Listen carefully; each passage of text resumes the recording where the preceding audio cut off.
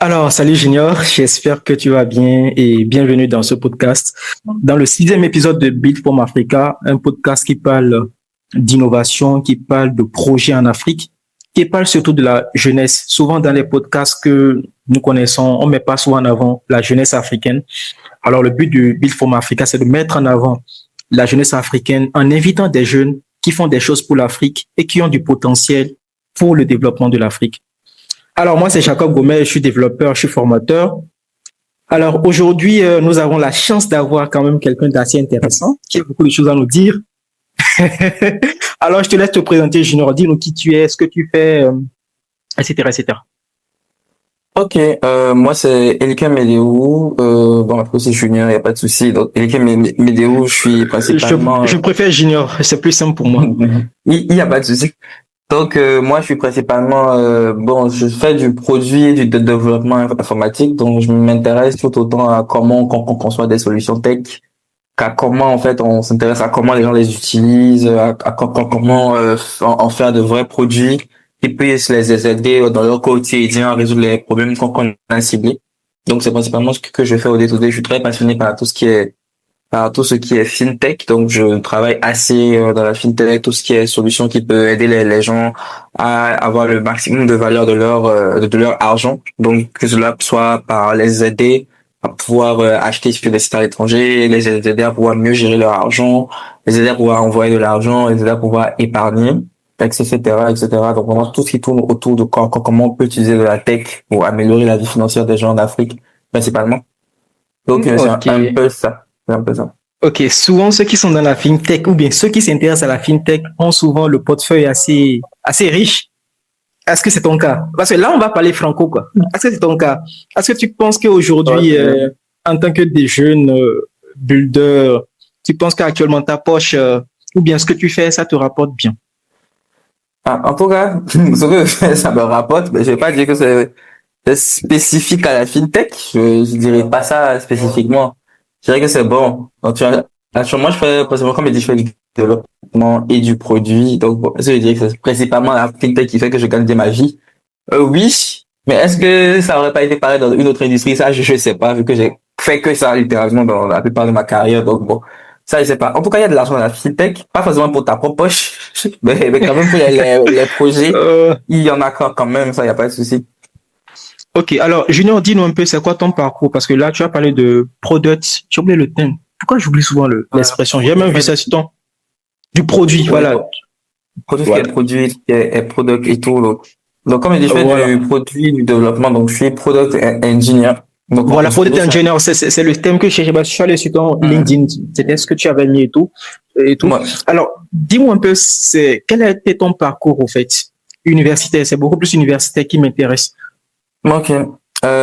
Côté université, bah, j'ai fait Epitech Bénin, donc c'est une école française qui est implantée au Bénin, qui fait principalement de la pédagogie par projet. Donc à Epitech, on n'a pas vraiment de prof, donc c'est vraiment au travers des projets qu'on apprend. Donc on fait des projets très poussés, très variés.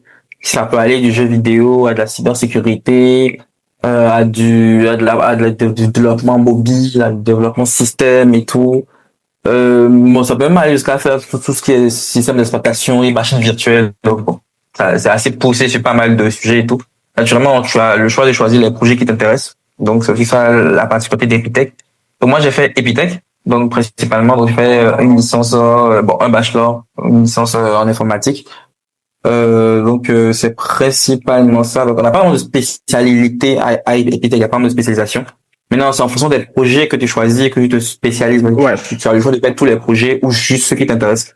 Moi, ce qui m'intéressait le plus, c'était vraiment tout ce qui était développement mobile, web, c'est ce qui moi m'a attiré. Je faisais aussi assez de jeux vidéo, donc je passais assez de temps sur tout ce qui est programmation visuelle, etc. C'est quelque chose moi qui me parlait beaucoup quand j'étais à Epitech.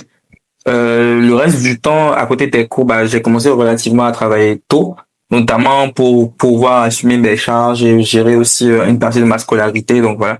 Donc ça travaillait déjà, je crois, début deuxième année et tout. Donc je faisais des missions freelance, que ce soit ici ou à l'étranger, ou également pour mon école, ce qui me permettait d'avoir des facilités de paiement, ma scolarité, etc. Donc voilà.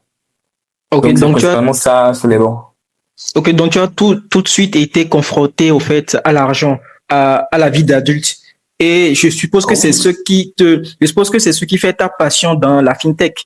Parce que tu te rends compte qu'aujourd'hui, dans ce monde d'adultes, effectivement, il faut gagner de l'argent et tu as envie, au fait, de faciliter la vie à d'autres personnes à travers les solutions que tu proposes. Donc, on va en parler un peu plus dans ce podcast. Alors, c'est vrai que tu as commencé par travailler tôt.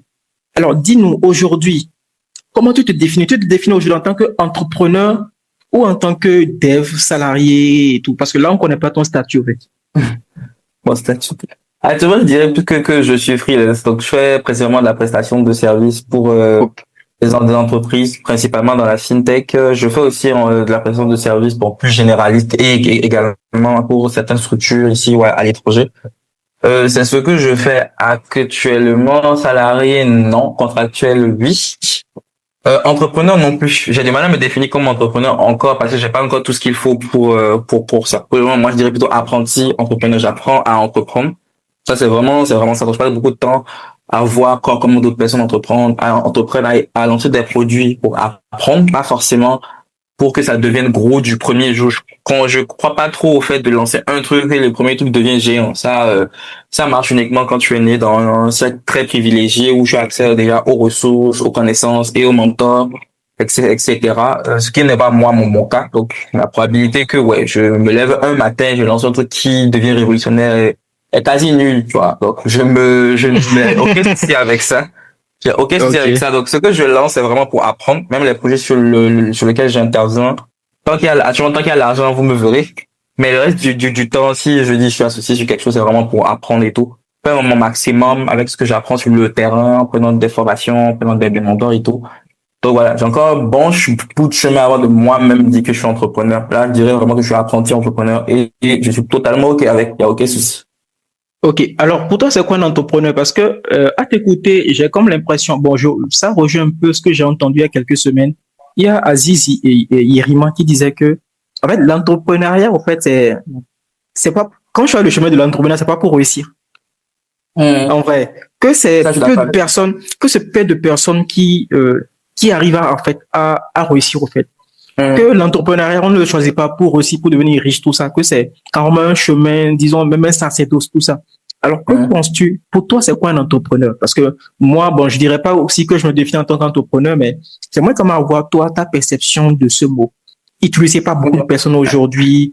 Je suis start-upper, je suis entrepreneur, je suis builder, mais toi, concrètement, qu'est-ce que tu penses de ce mot? Bon, pour moi, un entrepreneur, c'est quelqu'un qui est drivé par une mission. Ça commence vraiment à la passion. Quand toi-même, tu commences vraiment à vouloir déjà créer toi-même de la richesse, créer de la valeur, créer des choses qui aident les gens, parce que c'est littéralement ce qui drive la vie d'un entrepreneur. Pendant une très bonne partie du temps que tu vas consacrer en fait à vouloir réaliser quelque chose, c'est pas l'argent qui va te permettre c'est pas le fait de gagner de l'argent qui va te driver, parce que techniquement il y en aura pas.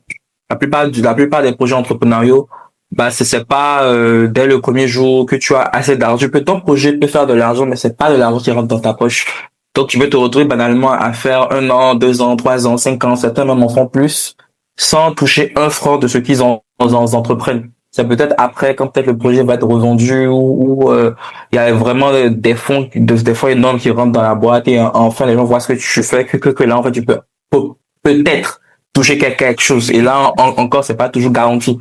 Donc si ton but principal c'est d'avoir juste de l'argent, c'est vrai que quand ça se passe bien, je précise bien, quand ça se passe bien à la fin, tu peux avoir des revenus quand même corrects. Et là encore, ça dépend encore de ce que tu fais.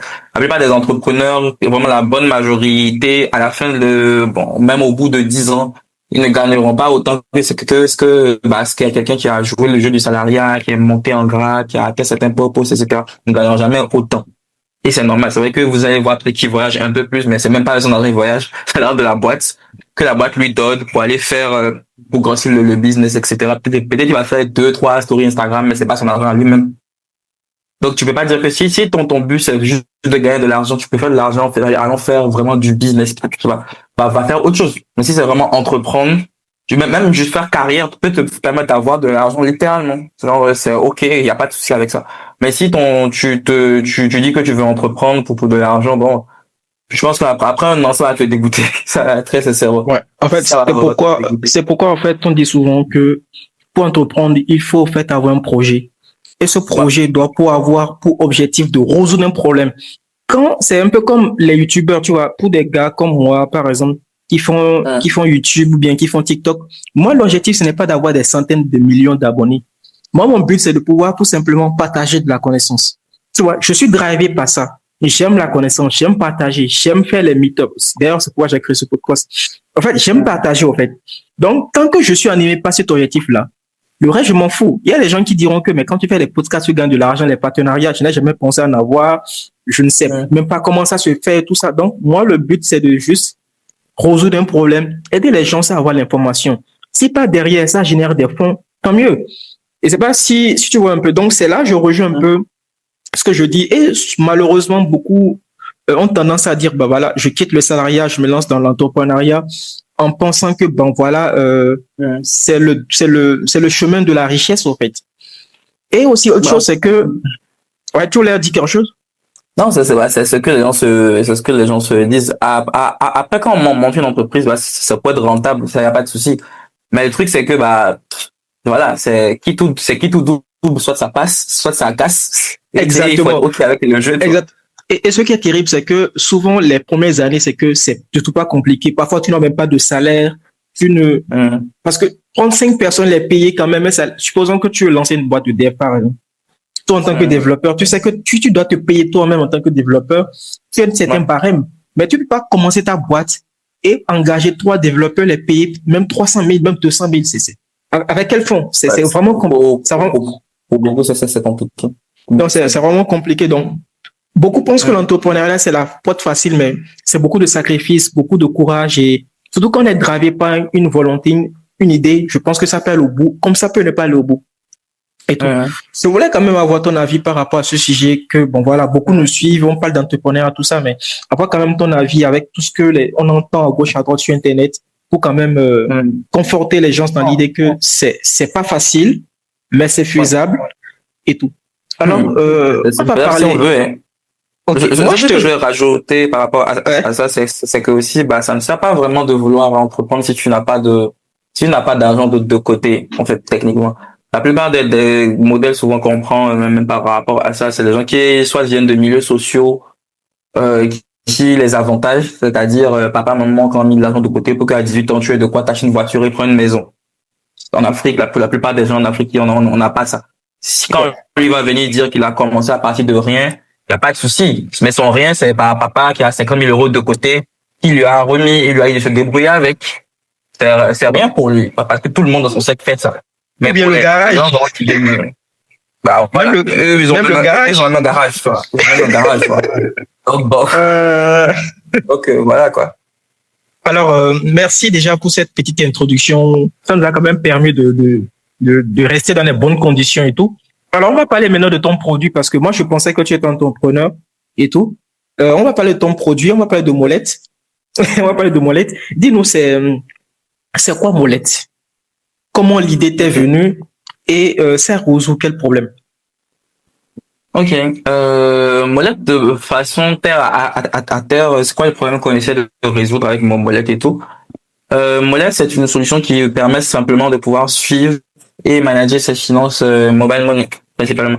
Donc ça part du constat que déjà au Bénin et dans pas mal de pays francophones de l'Afrique de l'Ouest, on utilise beaucoup mobile money. Donc en grosso modo pour payer au quotidien, on est sur mobile money, pour savoir de l'argent, on utilise mobile money, etc. Mais le souci qu'il y a des fois, c'est que on n'a pas forcément une visibilité sur combien on a dépensé, combien est rentré et où c'est parti. Donc c'est principalement ça. En fait, le constat qui était fait avec Molette. Donc moi, c'est un problème que moi j'ai rencontré. Donc ça part d'une frustration personnelle parce que j'avais besoin tout au monde. Moi, je vis littéralement sur mobile money. Donc quand on dit que mobile money est down, moi j'ai plus d'argent littéralement. Si je suis dans un resto, c'est le serveur ou la serveuse et moi on va se regarder un petit moment, on va se raconter nos vies. Ah, donc MTN décide de remettre mon mobile money sur pied. Donc ouais, c'est un peu ça. Donc je vis vraiment sur mobile money parce que de un, c'est traçable.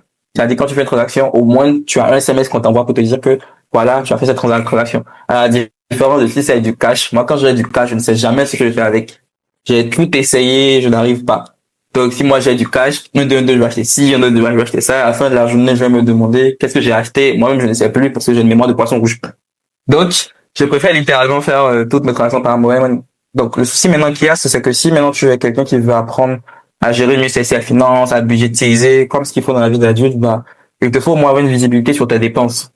Ouais. Donc, savoir où ton argent est parti, aussi approximativement combien est rentré, combien est sorti, et pouvoir les catégoriser via différentes façons. Donc, Molette, bah, c'est ce problème-là que c'est venu résoudre. Donc, on nous permet donc à nos utilisateurs de pouvoir transformer leur SMS en quelque chose qui leur en quelque chose de plus exploitable.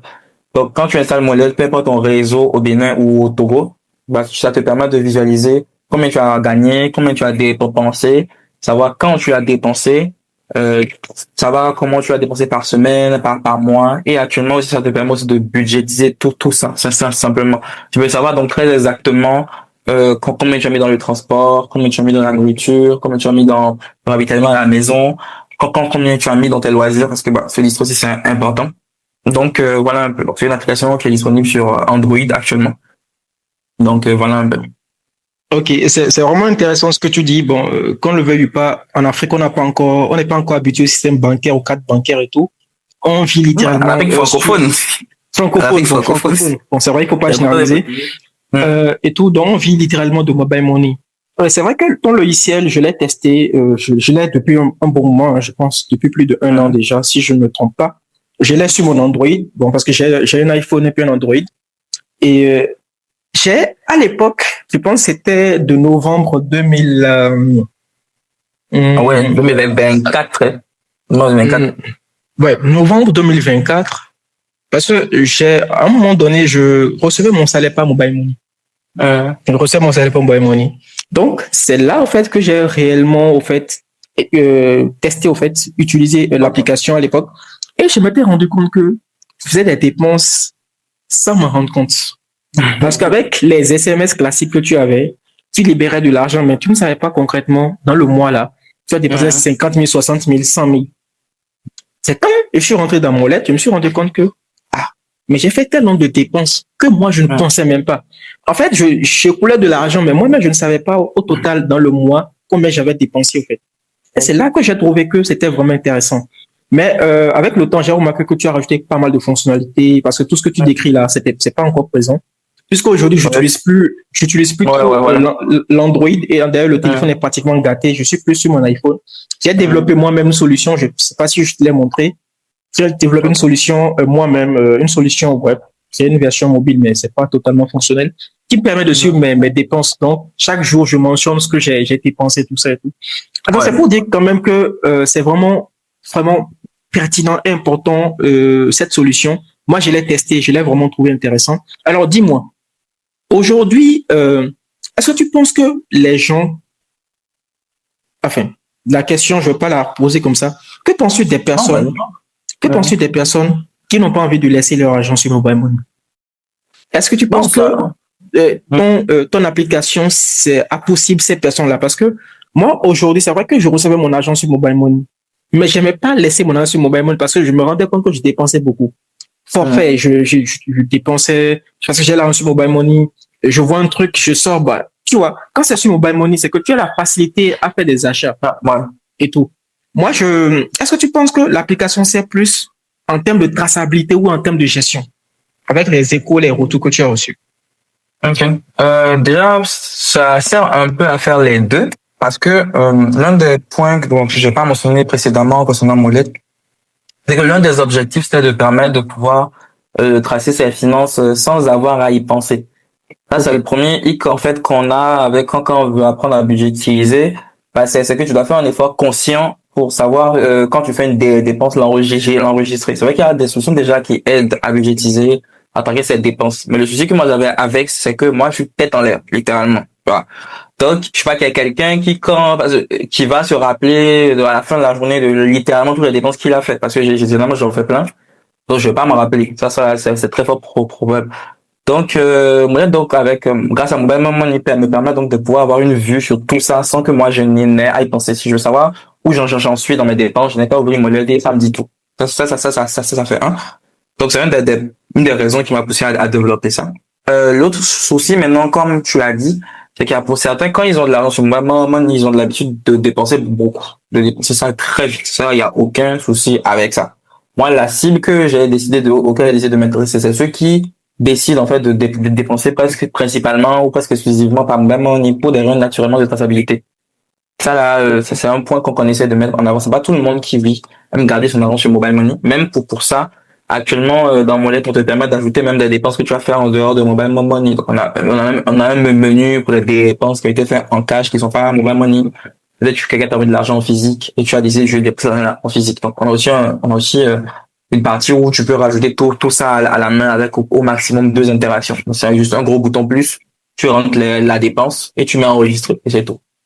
Donc ça c'est ce qui a été pensé pour ça, mais la cible principale encore une fois c'est vraiment ceux qui ont fait le choix volontaire de vivre sur le mobile money. De toutes les façons actuelles, même au Bénin, on n'autorise plus les dernières lois qui sont sorties n'autorisent plus en fait à faire des achats de plus de 100 000 en cash littéralement. Si tu veux faire un achat de plus de 200 000 et que tu es une entreprise correcte qui est enregistrée, qui veut émettre des factures, tu peux plus dire que tu as reçu un paiement de plus de 100 000 en cash. Donc tu es obligé de rely sur mobile money. Tout ça, c'est fait pourquoi nos gouvernements essayent, vu qu'on n'a pas de système bancaire classique, c'est pas comme au Nigeria, au Ghana ou au Kenya, les pays anglophones en Afrique, en fait, où en fait le système bancarisé est beaucoup plus mature. Ce qui fait que littéralement les gens payent des IM par virement bancaire. Par exemple, au Nigeria, j'étais au Nigeria il y a pas longtemps. Ah, c'est ça. C'est la réalité là-bas, c'est que tu veux payer ton transport, ton ZIM, ton Yango, je sais pas, tu payes en fait par virement. Tu fais un virement, il reçoit son argent. Mais pour nous, c'est pas quelque chose qu'on conceptualise encore. Donc, c'est pour ça que actuellement, mobile money est là et ça a comblé ce problème-là, vu que les institutions financières ici sont extrêmement lentes à adopter de nouvelles façons de faire les choses. Extrêmement lentes. Donc, mobile money, donc, ça se positionne donc comme une solution qui nous permet, en grosso modo, d'être bancarisé en griffe. Vraiment de griffe, parce que j'ai remarqué que d'ici là aussi, il y a même des cartes virtuelles, des cartes Visa, etc., qui vont venir adosser à mobile money. Pourquoi pas un jour, on aura des cartes physiques adossées à mobile money. Donc, tu reçois sur mobile money, tu payes dans un guichet, c'est même déjà faisable. Mais actuellement, c'est pas vraiment de cartes et tout, mais c'est faisable. Il y a des guichets physiques, automatiques, où tu peux aller pour te faire pas mal. Donc voilà, c'est vers ça en fait qu'on tend. Et donc voilà, c'est un choix de garder son argent en cash, mais tu vas pas garder 10 millions en cash chez toi, quoi, tu vois. Donc à un moment donné, il y a des limites. Donc voilà, pour le moment, la cible de Mollet, c'est ceux qui utilisent principalement mobile money pour vivre. Il n'y a aucun souci avec ça, c'est le positionnement qu'on a choisi de prendre. Et c'est sur ça qu'on a décidé d'évoluer et sur lequel on fait évoluer aussi le produit. Donc voilà un peu. Ok, je vois. En fait, je veux pas te poser la question comme ça. Bon, Vas-y. En fait, j'essaie de ne pas trop me cramponner à ce que j'ai noté pour essayer de vraiment réagir à chaud à ce que tu as dit. Quand tu voulais lancer le produit, est-ce que tu as eu à faire une étude marketing, c'est-à-dire tu as eu à segmenter au fait le marché pour savoir la cible et tout? Est-ce que ça a été comme ça ou bien tu t'es basé sur ta problématique à toi et de la frustration de 2-3 personnes pour pouvoir mettre en place le produit? Bien, est-ce qu'il y a une étude a été faite? Parce que là, à t'entendre, j'ai l'impression que tu as identifié 2 catégories de personnes. Ceux qui traînent sur mobile money, qui font tout sur mobile money, et des personnes comme moi, par exemple, qui n'aiment pas forcément avoir trop d'argent. Moi, si c'est trop, là, franchement, même si j'ai assez d'argent, je préfère vider et garder peut-être 5 000, un truc comme ça. On ne sait jamais, je peux sortir en ville et puis j'aurai besoin de faire un truc de 2 000. Mais pas trop d'argent. Parce que à des moments donnés aussi, en griffe, quand les gens te sollicitent, quand c'est là, tu as envie de donner, au fait. C'est pas que je suis pingre, ok? Mais quand c'est quand même là, tu as envie quand même de, tu peux pas dire que tu n'as pas parce que c'est là. Tu vois, tu peux pas dire que tu n'as pas parce que c'est là, au fait. Alors, dis-moi, comment ça a été fait? Est-ce qu'il y a une outil de marketing? Comment tu as fait pour faire la segmentation de marché ou bien tu es là en freestyle et puis voilà, tu en es là aujourd'hui? Ok. Personnellement, je suis pas très fan de faire des études de marché en Afrique. Pour une seule et bonne raison, on n'a pas de données. Le client est fidèle en plus. Ouais, tu vois, et on n'a pas du tout de données en Afrique, littéralement. Tu vois, si c'était en France, peut-être c'est facile de faire une vraie étude de marché sur des vraies data, etc. Parce qu'il y a déjà ils ont un écosystème technologique qui est plus développé. Il y a des gens qui ont fait des études, publié des recherches, publié des articles. Ici, c'est très, très rare. La plupart même des startups ou entreprises qu'on a ici n'ont même pas de blog, oui, publient ce qu'ils font.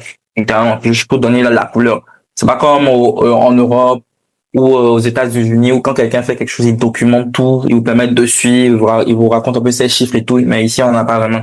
Donc, faire une étude de marché pour un marché, en fait, où l'éducation, bon, je sais pas comment dire ça en français, l'éducation numérique. En anglais, on dit digital literacy. C'est-à-dire la facilité que les gens ont à utiliser des outils digitaux n'est pas aussi développée que ça, parce que voilà, le digital reste quelque chose de relativement novateur et nouveau dans nos pays d'Afrique francophone. Parce que tu sors de Cotonou, mais jamais on va dire, voilà, tu sors de ton cercle de dev ou de gens qui sont très techy. Tu vas remarquer que, il y a des gens, même à Montréal, c'est un truc qu'on a remarqué. Il y a des gens, le bouton est devant eux. Tu fais tout pour qu'ils voient un bouton. Mais tu te rends compte que, les gars ne se retrouvent pas. Ils savent pas que ça, il fallait appuyer dessus. Peu importe les voyants, peu importe le truc que tu as mis, il y a des gens qui ne savent pas.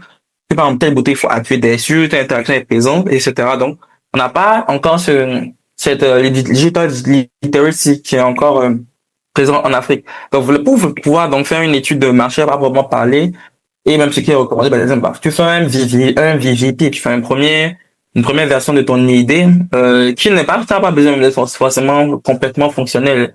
La première version de Molette, ça marchait un peu juste, hein. Moi, voilà. Après, moi, je suis quelqu'un qui fait assez de benchmark. Ce qu'on appelle un benchmark, en grosso modo, c'est quelque chose qui te permet d'évaluer, si sur certains types de tests, ton produit marche correctement. Moi, par exemple, c'est extraire les informations des SMS et pouvoir les afficher dans l'application. Moi, par exemple, de la toute première version de modèle que j'ai fait tester aux gens, c'est avec un taux de réussite de 50%. C'est-à-dire un SMS sur deux juste était passé. Genre, tu arrivais donc à extraire de un SMS sur deux et afficher les résultats. Donc, les résultats étaient forcément biaisés.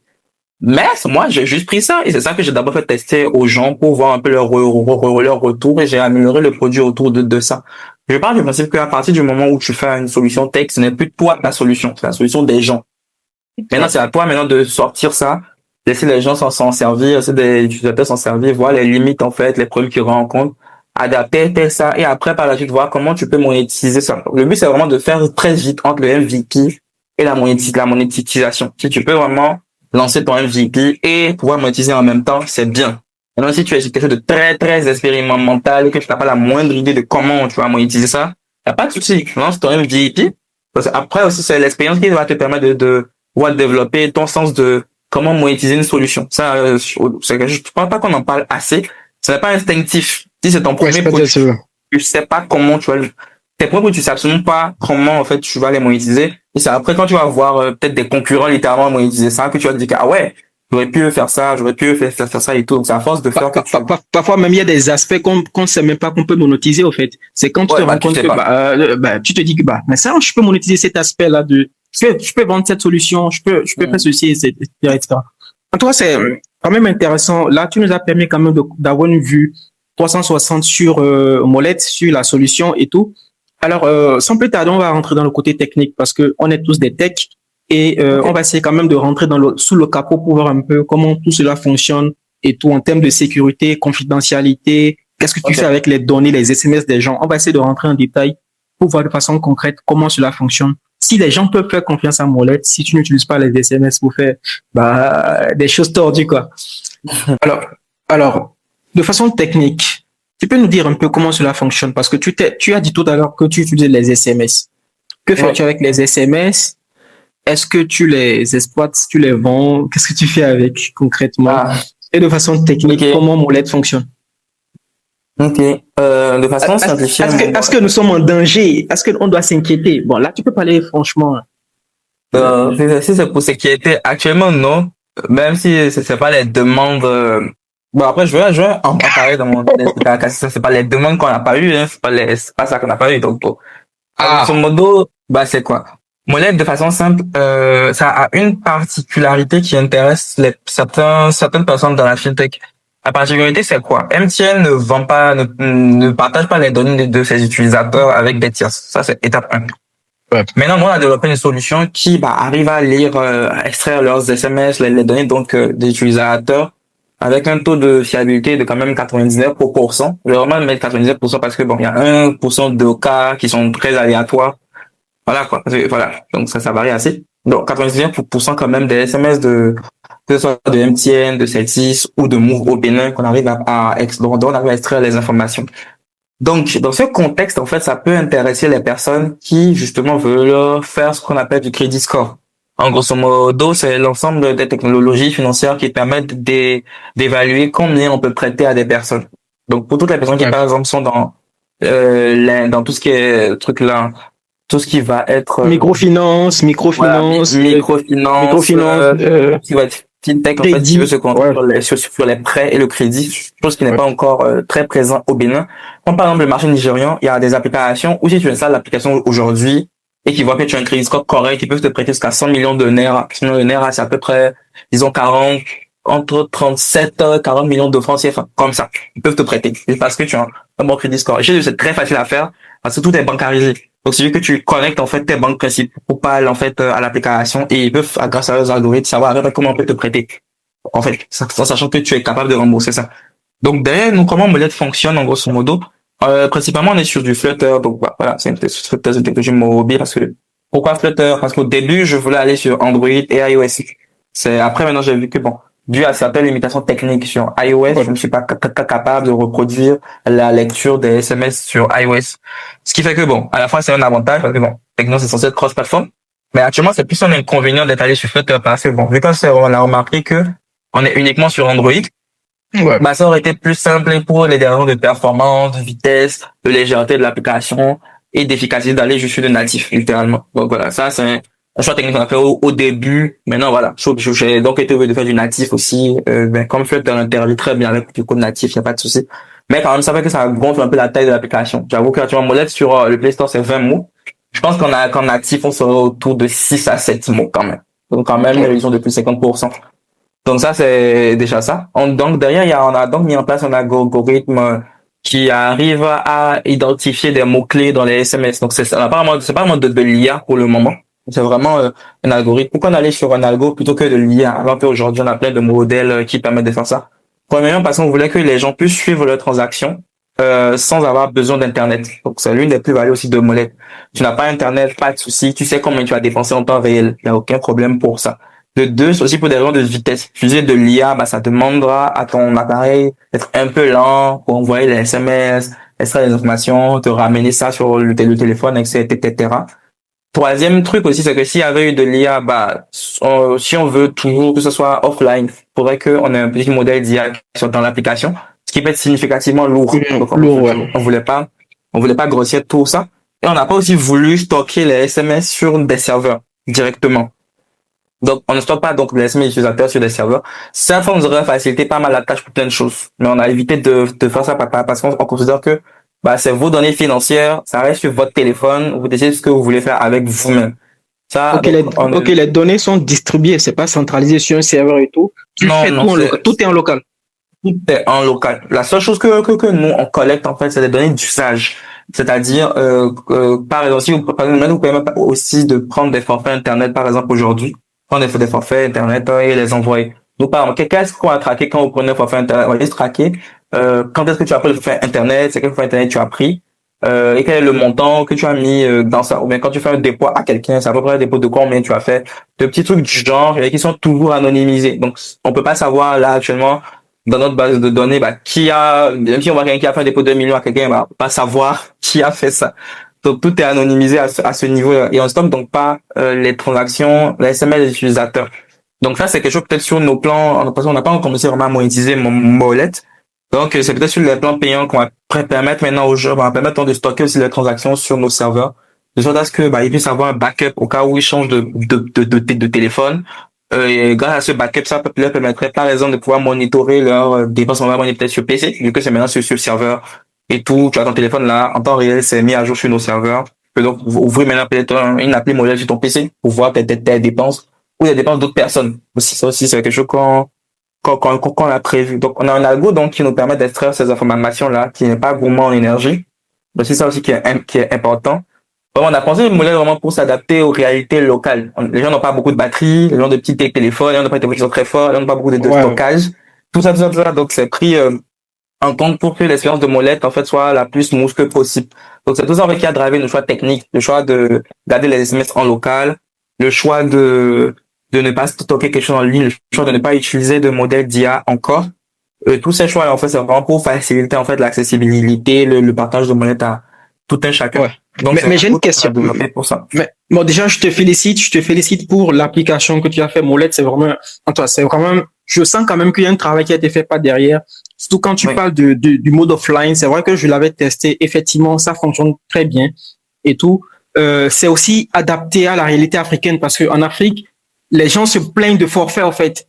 Encore une solution qui, je vais encore dire forfait maintenant, tu vois. Ouais. Donc, c'est vraiment, dans ce cas-là, c'est vraiment intéressant que tu aies pensé un truc comme ça. Les gens peuvent en temps réel renseigner ce qu'ils dépensent sur Mobile Money. C'est vraiment intéressant et tout. Alors, dis-moi, je vais poser deux questions. Première question, quand tu parles du fait que les gens t'ont approché pour recueillir des informations et tout, quelle réponse tu les as données, tout en sachant que tu ne collectes pas les données, en fait? Est-ce que aujourd'hui, tu as un moyen de pouvoir avoir les données sans qu'on le sache, ou bien tu vas quand même faire comme tout le monde, enfin, une politique de confidentialité, mais pas derrière quand même les collecter sans qu'on ne sache.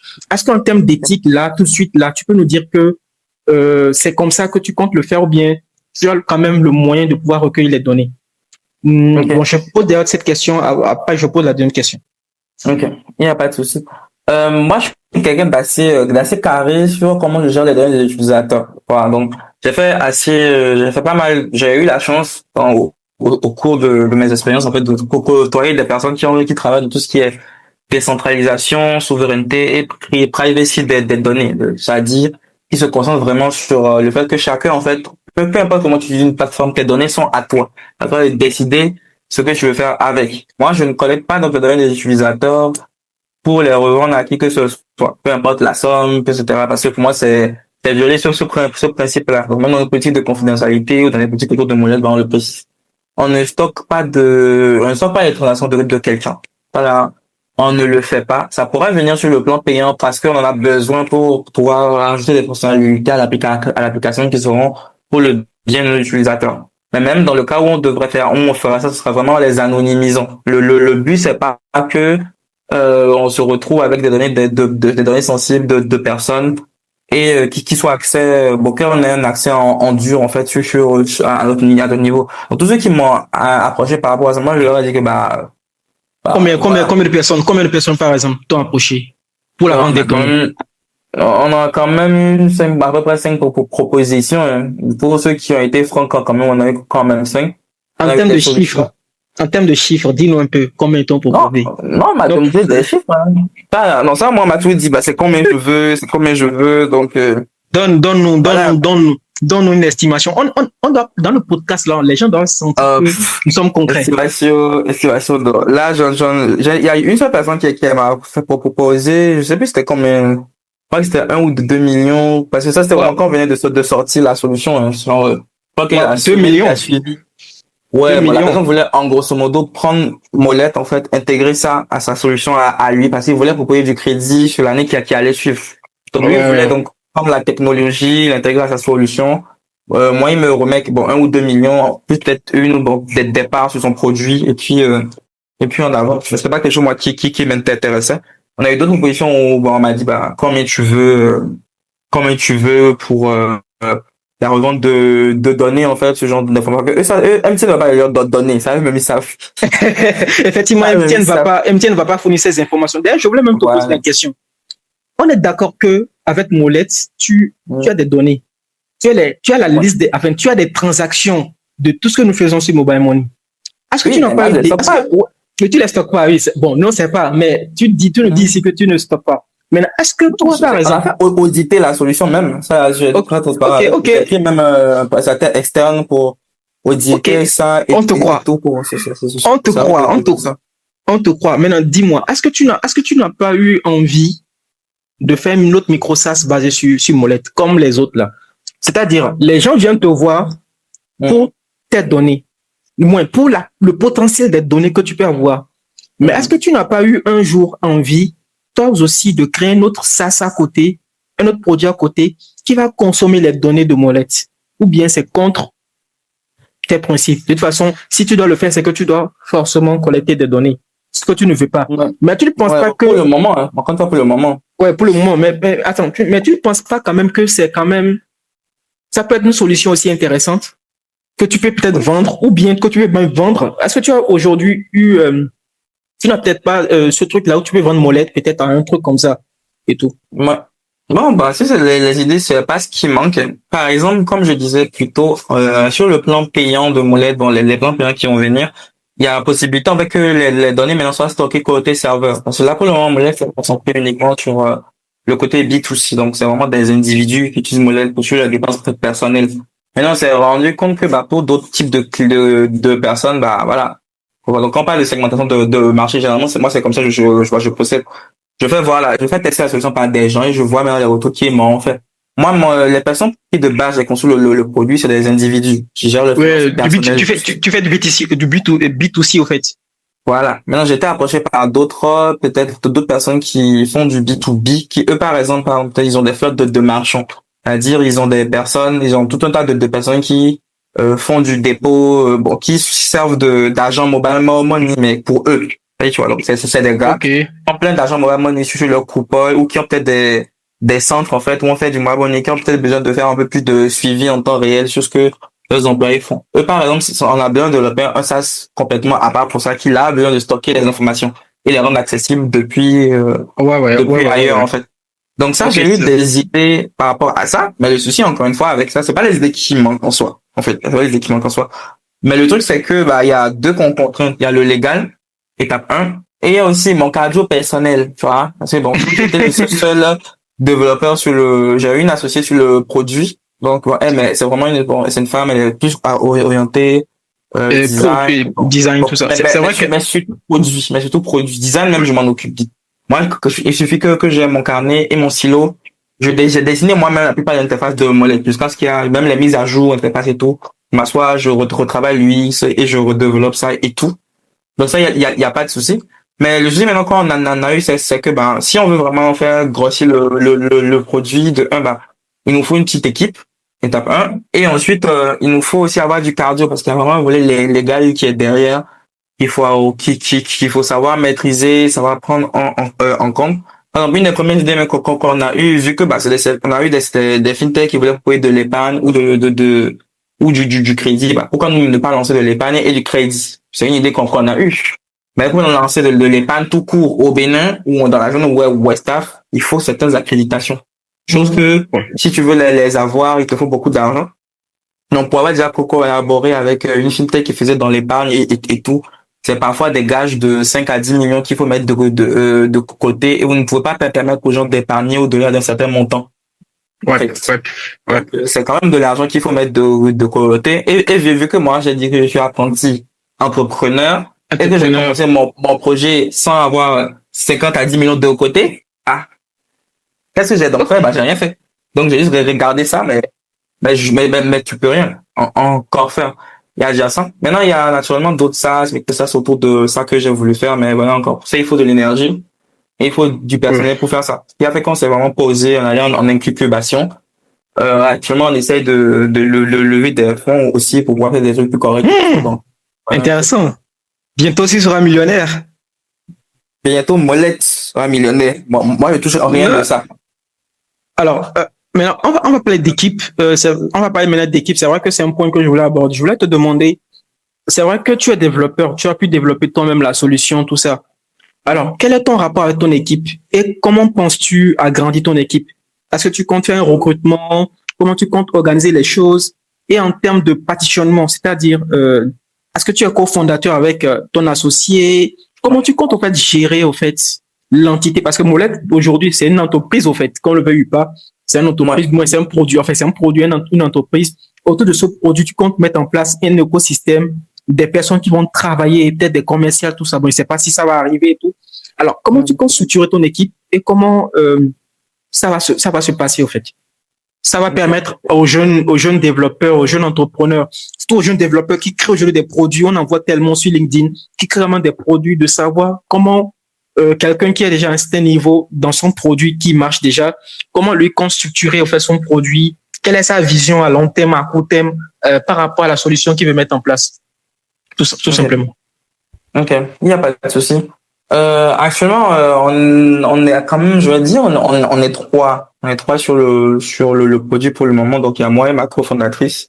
Et il y a quelqu'un qui nous épaule, en fait, sur tout ce qui va maintenant être communication et visuel. Principalement, c'était ça.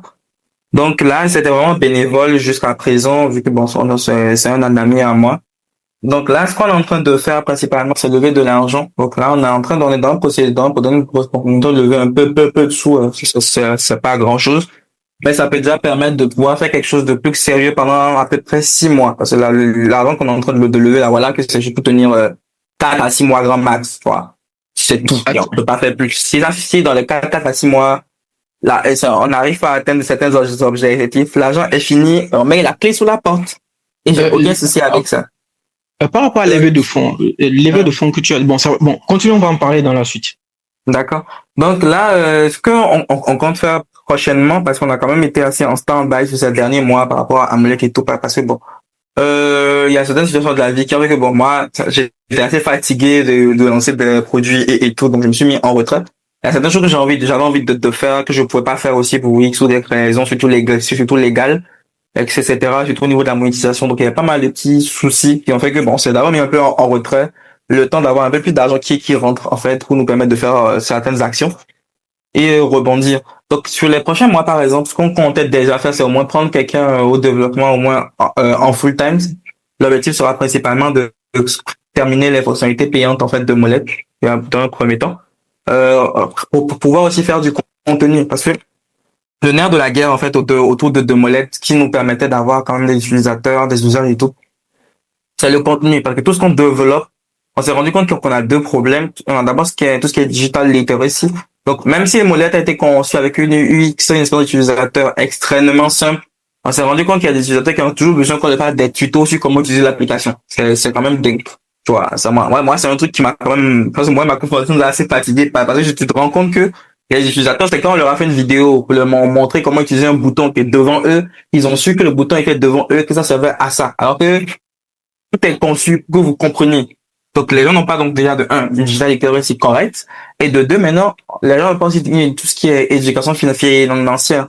Donc, par exemple, dans mon temps, on vous permet de suivre vos dépenses et de les budgétiser. Maintenant, déjà, je me rappelle quand on a lancé la fonctionnalité des budgets, on a un groupe de support avec des utilisateurs où quelqu'un nous a demandé c'est quoi un budget. Donc, nous, on est resté là, 5 minutes. C'est quoi un budget? Merde. Donc, on est resté là pendant... Donc, voilà, c'est ça. Donc, on est resté là avec ma cofondatrice. On s'est regardé, donc, nous, on a travaillé pendant 3 mois, littéralement, à faire du design, du testing, simplifier l'expérience utilisateur, rendre l'expérience compréhensive, faire un petit tutoriel même dans l'application, parce que pour expliquer aux gens comment utiliser la fonctionnalité. On lance le tout, et l'utilisateur nous a posé une question très bête. C'est quoi un budget? Bon, c'est pas forcément bête parce que tu vois, aujourd'hui en Afrique, au Bénin en particulier, bon, un peu partout dans le monde, parce que c'est vrai que j'ai fait aussi quelques pays, je me suis rendu compte que en fait, les gens ne savent pas manipuler l'argent. Du moins, les gens ne savent, mais en fait, les gens ne savent pas. D'abord, l'argent, ça sert à quoi? Comment conserver son argent? Comment fructifier son argent? Moi, je vais pas rentrer dans un côté religieux, ok? Mais je pense quand même que, de façon générale, Dieu nous a fait là. Il nous a quand même donné une chance de réussir. Le but n'est pas d'être millionnaire, mais au moins que chacun puisse avoir le minimum qu'il faut pour vivre. C'est parce que on ne sait pas gérer le peu que nous avons. Soit on envie les autres, soit on ne sait pas du tout gérer. On passe souvent à côté de l'essentiel. Faire des formations ou bien des séances sur l'éducation financière, je trouve que c'est vraiment très, très important, surtout adapté au contexte africain. Donc, c'est quelque chose que vous devez vraiment travailler. Je pense qu'il y avait un truc... C'est très important même. Il y a une start-up Assou, je pense que c'est Assou. Assou, je pense les invités. Il y a Assou, justement, eux, ils ont capitalisé, ils capitalisent. Non, on s'est rendu compte qu'on doit capitaliser dessus, mais justement, la différence entre nous et Assou, encore une fois, ceux qui sont derrière Assou, celui qui est derrière Assou, moi, je dis que lui, c'est un entrepreneur, tu vois. Moi, je suis apprenti entrepreneur. Si j'avais été plus mature ou plus smart par rapport au projet que je veux lancer, bah, la première chose, comme je dis, en pas quand on n'a pas d'argent. Moi, vraiment, de base, bah, c'était pour rigoler, hein, à la base, comment j'ai lancé mon bail. Après, c'est devenu plus sérieux que ce que je voulais faire avec. Donc, là, par exemple, c'est vraiment nous en testant tout plein de trucs, parce qu'on s'est rendu compte que, bah, on a besoin aussi de faire du contenu. Donc, on a commencé un peu à faire du contenu, mais c'est pas moi mon domaine de prédilection de base. Ok. Donc, Ok, c'est pas ok. quelque chose forcément avec lequel je suis à l'aise. Et littéralement, même une partie des fonds qui vont rentrer, c'est justement pour financer, en fait, des personnes qui ont les compétences et qui savent aussi à l'aise à la caméra. Bon, moi, je vais essayer de mon mieux pour apprendre et il n'y a pas de souci. Mais c'est pas moi, moi, ma conférence n'est pas des gens qui savent faire ça de base. Sur ce point, on a besoin d'être accompagné et poser de l'argent. Donc, Ok, voilà. ok, Donc, ok. c'est quelque chose sur lequel c'est important d'aller parce que là, les gens, tu peux faire une fonctionnalité de budget. Il y a quand même des personnes qui ont trouvé la fonctionnalité super pratique, super utilisable parce que lui, c'est vraiment très terre à terre. Et tu sais, au minimum, c'est quoi un budget? C'est pas compliqué. Pour ajouter une dépense à un budget sur Mollet, tu fais juste un appui long sur la dépense. Ça va te proposer les budgets. Ça va te proposer même de créer un budget. Ça propose même de savoir, de mettre des limites même sur un budget. Si par exemple, tu dis que ton transport du mois, en plus même c'est conçu mensuellement. Tu dis que ton transport Ouais, d'un mois, en fait, c'est 30 000. À chaque fois que tu vas vouloir donc ajouter une dépense à ton budget de transport, ça va te montrer combien il te reste dans ce budget et te notifier quand tu es en excédent, etc. Donc tout ça, on ok, a mis ça ok. en place, mais s'il y a pas si on ne met pas ça en avant le côté éducation financière auprès des gens, ils ne vont pas Ouais, parce qu'ils savoir à vont quoi pas ça sert. trouver, ils vont pas trouver la pertinence de la solution que vous proposez. Parce que si quelqu'un ne sait pas Voilà. c'est quoi un budget, bah, il va pas utiliser cette fonctionnalité. Alors que le but ici, c'est de pouvoir aider les gens à mieux utiliser leur argent sur mobile money. C'est Ouais. vraiment, c'est vraiment intéressant. C'est vraiment ça la Alors, complication. Donc là, on s'est rendu compte qu'on a besoin de faire du contenu. Donc le prochain, et vraiment on a testé, quand on a testé, on a des métriques, on a des trucs pour traquer, on a vraiment on a vraiment un écosystème ok, product quand même assez correct. Parce que moi, sur ce ok, point, je peux dire qu'on a bien, si on sait vraiment ce que les gens font dans l'application. On s'est rendu compte que, les gens utilisent plus l'application quand on leur explique des trucs autour de la finance, littéralement. Il y a plein de gens qui ont commencé à utiliser les budgets quand on leur a fait une vidéo tuto de comment utiliser les budgets et à quoi ça sert. On a remarqué que c'est ça le nerf de la guerre. Actuellement, c'est le contenu qui fait tout, quoi. ok. Voilà. Aujourd'hui, tu as combien d'abonnés, enfin, je dirais d'abonnés, tu as combien d'utilisateurs actifs? Parce que je sais pas si tu peux évaluer ça, mais Non, si, ça, on peut évaluer. Ça, c'est ok, la tu as base combien? d'un product. Si tu es Ok, product, c'est la base. ok, tu as combien d'utilisateurs actifs sur ton application aujourd'hui? Actuellement, mensuellement, on est à 500 utilisateurs qui sont actifs. Maintenant, le nombre de Ouais. personnes qui ont installé l'application, L'application. je crois, j'ai tout ça sous mes yeux, mais c'est jamais loin. C'est jamais loin. Donc, le nombre de personnes qui ont installé l'application, on en a à peu près, laisse-moi revoir. Je crois qu'on est dans les 1000, on est à 1300 personnes quand Ok, même qui ont installé l'application et tout. Donc, mais ok, c'est mensuellement, on est à peu près à 500, 400 personnes qui l'utilisent activement. ouais, c'est quand même un bon ratio parce que 1000 téléchargements et 500 utilisateurs en moyenne, c'est quand même un bon ratio et tout. Ouais. Alors, tout à l'heure, tu as parlé de levée de fonds Ouais. et tout. Comment c'est arrivé? Pourquoi lever de fonds? Pourquoi aller vite? Pourquoi aller vers on dit la levée ou le lever de fonds? Pourquoi aller, pourquoi aller vers la levée de fonds alors que tu peux faire de la love money, bien le love money, tu peux faire de la love money ou pourquoi aller vers la levée de fonds alors que tu peux prendre de ta poche ou bien et tout. Je sais pas si tu vois un peu. Qu'est-ce qui Ouais, te je pousse à vois. aller vers ça? Qu'est-ce qui te pousse? Parce qu'aujourd'hui, souvent, les gens ont des projets, mais ils attendent toujours du financement. Les jeunes ont des projets aujourd'hui, mais ils attendent toujours du financement. Et je veux 500 000, je veux 1 million pour lancer mon projet. Alors qu'ils peuvent peut-être faire de la love money, avoir un peu des sous à côté, ou peut-être il est salarié en entreprise, avec son épargne, il peut quand même mettre de côté quelque chose pour tout au moins avoir un nom de domaine et puis on est VPS sur l'année, tout ça. Pourquoi aller vers cette solution? C'est quoi les Ok. objectifs au fait? Qu'est-ce qui pousse à aller vers ça? Ok. Il n'y a pas de souci. Déjà, il y a la différence de levée de fonds, hein. Genre, quand on dit levée de fonds, c'est pas forcément être endetté. C'est vrai que la plus grosse, c'est s'endetter. C'est vrai, c'est vrai. Mais c'est pas forcément ça. Comme tu as dit, il y a la love money. Mais comme on a dit, dans love money, il y a love. Il faut qu'il y ait des gens qui t'aiment et qui ont un peu confiance en toi pour te remettre beaucoup d'argent. Donc, quand tu viens d'un milieu qui n'est pas socialement favorable, personne ne t'aime de base. Donc, bon, laisse tomber, quoi. Personne ne va te donner de l'argent. Personne ne t'aime. Donc, love money. En plus, si c'était tes premières expériences entrepreneuriales, tu n'as jamais rien lancé, qui va avoir assez confiance en toi pour te remettre de l'argent? On n'est pas chez les Blancs, quoi. On est en Afrique. Mes parents sont africains. Moi, mon père, voilà, il va voir ce que je fais. Il va dire du courage, il faut prier, ça va aller, tu vois. Ça, c'est le maximum de love qu'il va me donner. Donc, à part ça, il y a les grands. Bon, on va parler des grands candidats de position. Après ça, naturellement, il y a les levées de fonds. Je pense que c'est ça qu'on va appeler ça. C'est les levées de fonds classiques, je vais dire. Bon, que les gens connaissent beaucoup, tout ce qui est dette et équité. En grosso modo, tout ce qui est dette, c'est que quelqu'un te prête de l'argent et te remet de l'argent pour que tu puisses faire tourner ton projet, que après tu lui rembourses. Mais ça, naturellement, c'est quand ton projet génère des revenus et qu'on est assez OK avec ta capacité à pouvoir les rembourser. Ça, c'est un. Il y a les levées de fonds qui sont en équité. En équité, c'est que tu donnes des parts de l'entreprise contre de l'argent. Donc, c'est Ok. quelqu'un qui voit que ton entreprise a du potentiel et qui veut donc avoir des parts, en fait, des revenus futurs de ton entreprise. Surtout si tu es une startup. Si tu es une startup, c'est des revenus futurs, pas actuels, nécessairement. Donc, donc, il y a différents types de contrats. Il y a des contrats qui vont que, bon, au bout de 5 ans, sur la valorisation de l'entreprise, bien sûr, les revenus que l'entreprise a fait, en fait, que lui, maintenant, il peut commencer à toucher de l'argent. Il y a maintenant des levées de fonds qui mélangent les deux. C'est de la dette et de l'équité. Donc, il te remet de l'argent que tu vas rembourser et te remet aussi de l'argent en échange de parts de l'entreprise. Ça, c'est possible. Il n'y a pas de souci. Donc, c'est souvent par ces deux façons-là, bon, trois façons, parce qu'on a dette, équité et dette et équité, que tu peux lever beaucoup d'argent. Donc, la plupart des grosses levées de fonds se font à fond avec ça. Maintenant, il y a une dernière catégorie qu'on appelle les grants. Les grants, c'est des dons. C'est-à-dire, c'est des organismes, des associations qui veulent investir pour stimuler la croissance ou le développement dans certaines zones du monde. Elles ne s'attendent pas forcément à ce que elles ne s'attendent pas nécessairement à ce que tu leur rembourses de l'argent, mais elles s'attendent à ce que tu aies de l'impact ou que tu mènes ton projet au moins jusqu'au bout, que ça réussisse ou que ça échoue. Mais au moins, elles s'investissent en fait pour que, maybe et donnent pas beaucoup d'argent aussi, hein. Genre, c'est littéralement des trucs comme 5 à 10 000 dollars. Si tu as de la chance, ça peut aller à 25 000 dollars. Mais leur objectif n'est pas d'avoir du retour sur investissement. C'est pas Ok. le retour qui cherche pas financier, mais c'est vraiment en termes d'impact. Eux, ce qu'ils cherchent à pouvoir dire, c'est que on a aidé tel pays à se développer en finançant À se tel nombre développer. de personnes.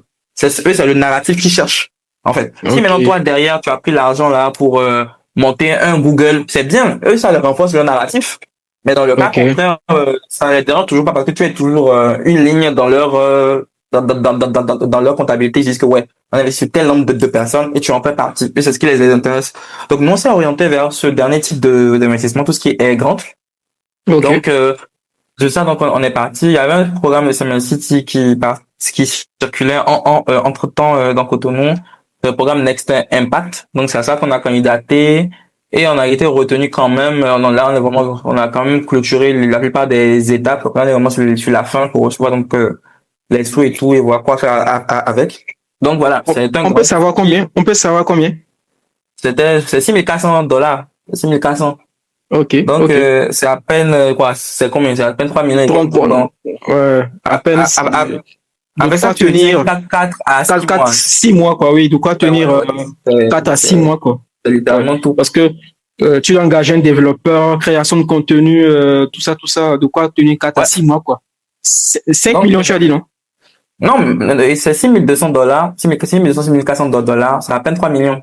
3 millions, voilà. 3 millions, ok, ouais, c'est ça. De quoi tenir 3 à 6, de quoi tenir 4 à 6 mois, quoi. Ouais. Donc, littéralement, c'est ça. Donc, avec ces fonds, le but, c'est de pouvoir stimuler nos activités à molette et de lancer le plan payant. Le Et plan tout payant, pour ouais. pouvoir essayer de voir comment rentabiliser ça. Peut-être dans l'exécution, avec ça, on va peut-être pivoter différemment, essayer d'attaquer un nouvel axe. Parce qu'il y a encore plein d'autres problèmes dans la fintech qui sont là. Et vu qu'on a déjà une base utilisateur, on peut se permettre d'essayer d'autres choses. Ouais, d'autres. Dès qu'est-ce qu'on veut faire là, ça va pas prendre, hein. Donc peut-être l'affaire de aider les gens à gérer le finance, ça va pas prendre. Moi, je suis ok avec, je ne suis pas attaché tant que ça au produit, mais plus au problème général qu'on cherche à régler en fait. Donc voilà un peu. Ok, d'accord. Alors, cite-moi 3 leçons et 3 erreurs que tu aurais à vivre dans cette aventure de Molette. Je veux quand même que tu commences par les erreurs d'abord. Ok? Moi, Parce que les erreurs, puis après, on va aller sur les leçons. ok. Donc les erreurs principalement, faut prendre le projet au sérieux dès le jour 1. Quand je dis prendre le projet au sérieux, ça dit moi quand j'ai lancé Molette, bon comme j'ai dit, je m'attendais pas à ce que bon ça prenne autant en vrai de vrai, tu vois. C'était justement pour tuer le temps que j'avais de développer ça et tout. Mais après bah le projet était plus concret et l'erreur qu'on avait fait c'est qu'on n'avait pas mis de système d'analytics. Donc on n'avait pas mis en fait d'outils et de métriques en fait qui nous permettent d'évaluer à quel point l'application est utile pour les gens au day-to-day. Parce que sinon, on se comptait juste des retours que les gens nous faisaient, etc. mais c'est pas tout le monde qui va te faire des retours, c'est pas tout le monde qui te connaît. Donc, faut que tu aies de la data, en fait, qui te permet de savoir ce que les gens font avec la solution. Donc, dès le jour 1, pour déjà mettre en place des analytiques, pour traquer absolument tout. Le moindre clic sur un bouton, la moindre page qui est ouverte, la moindre interaction qui est faite. Moi, vraiment, j'ai commencé à traquer tout. Et après, maintenant, quand tu as littéralement tout, tu peux traquer maintenant des scénarios. Donc, quand il y a des scénarios, c'est-à-dire combien de personnes qui ont installé ton application ont créé un budget. Ça va au scénario. Qui te permet donc, en tant que product, de savoir si la fonctionnalité que tu as développée et utilisée, c'est la fonctionnalité que tu as développée résout vraiment le problème et la vitesse à laquelle les gens prennent en main cette fonctionnalité. Ce qui est très important. Chose qu'on n'avait pas fait au début. Donc, c'est une grave erreur. C'est pratiquement 6 mois après qu'on a rajouté ça. Donc, on a perdu 6 mois d'informations. Ouais. 6 mois d'informations ont été perdus juste à cause de ça.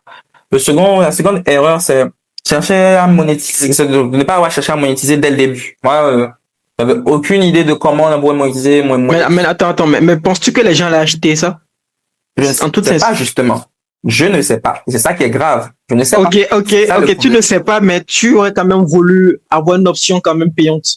Bien sûr. On sait jamais. Et quand je dis savoir si ça va monétiser, c'est pas forcément de mettre un gros bouton pricing, même si c'est à recommander à 100%.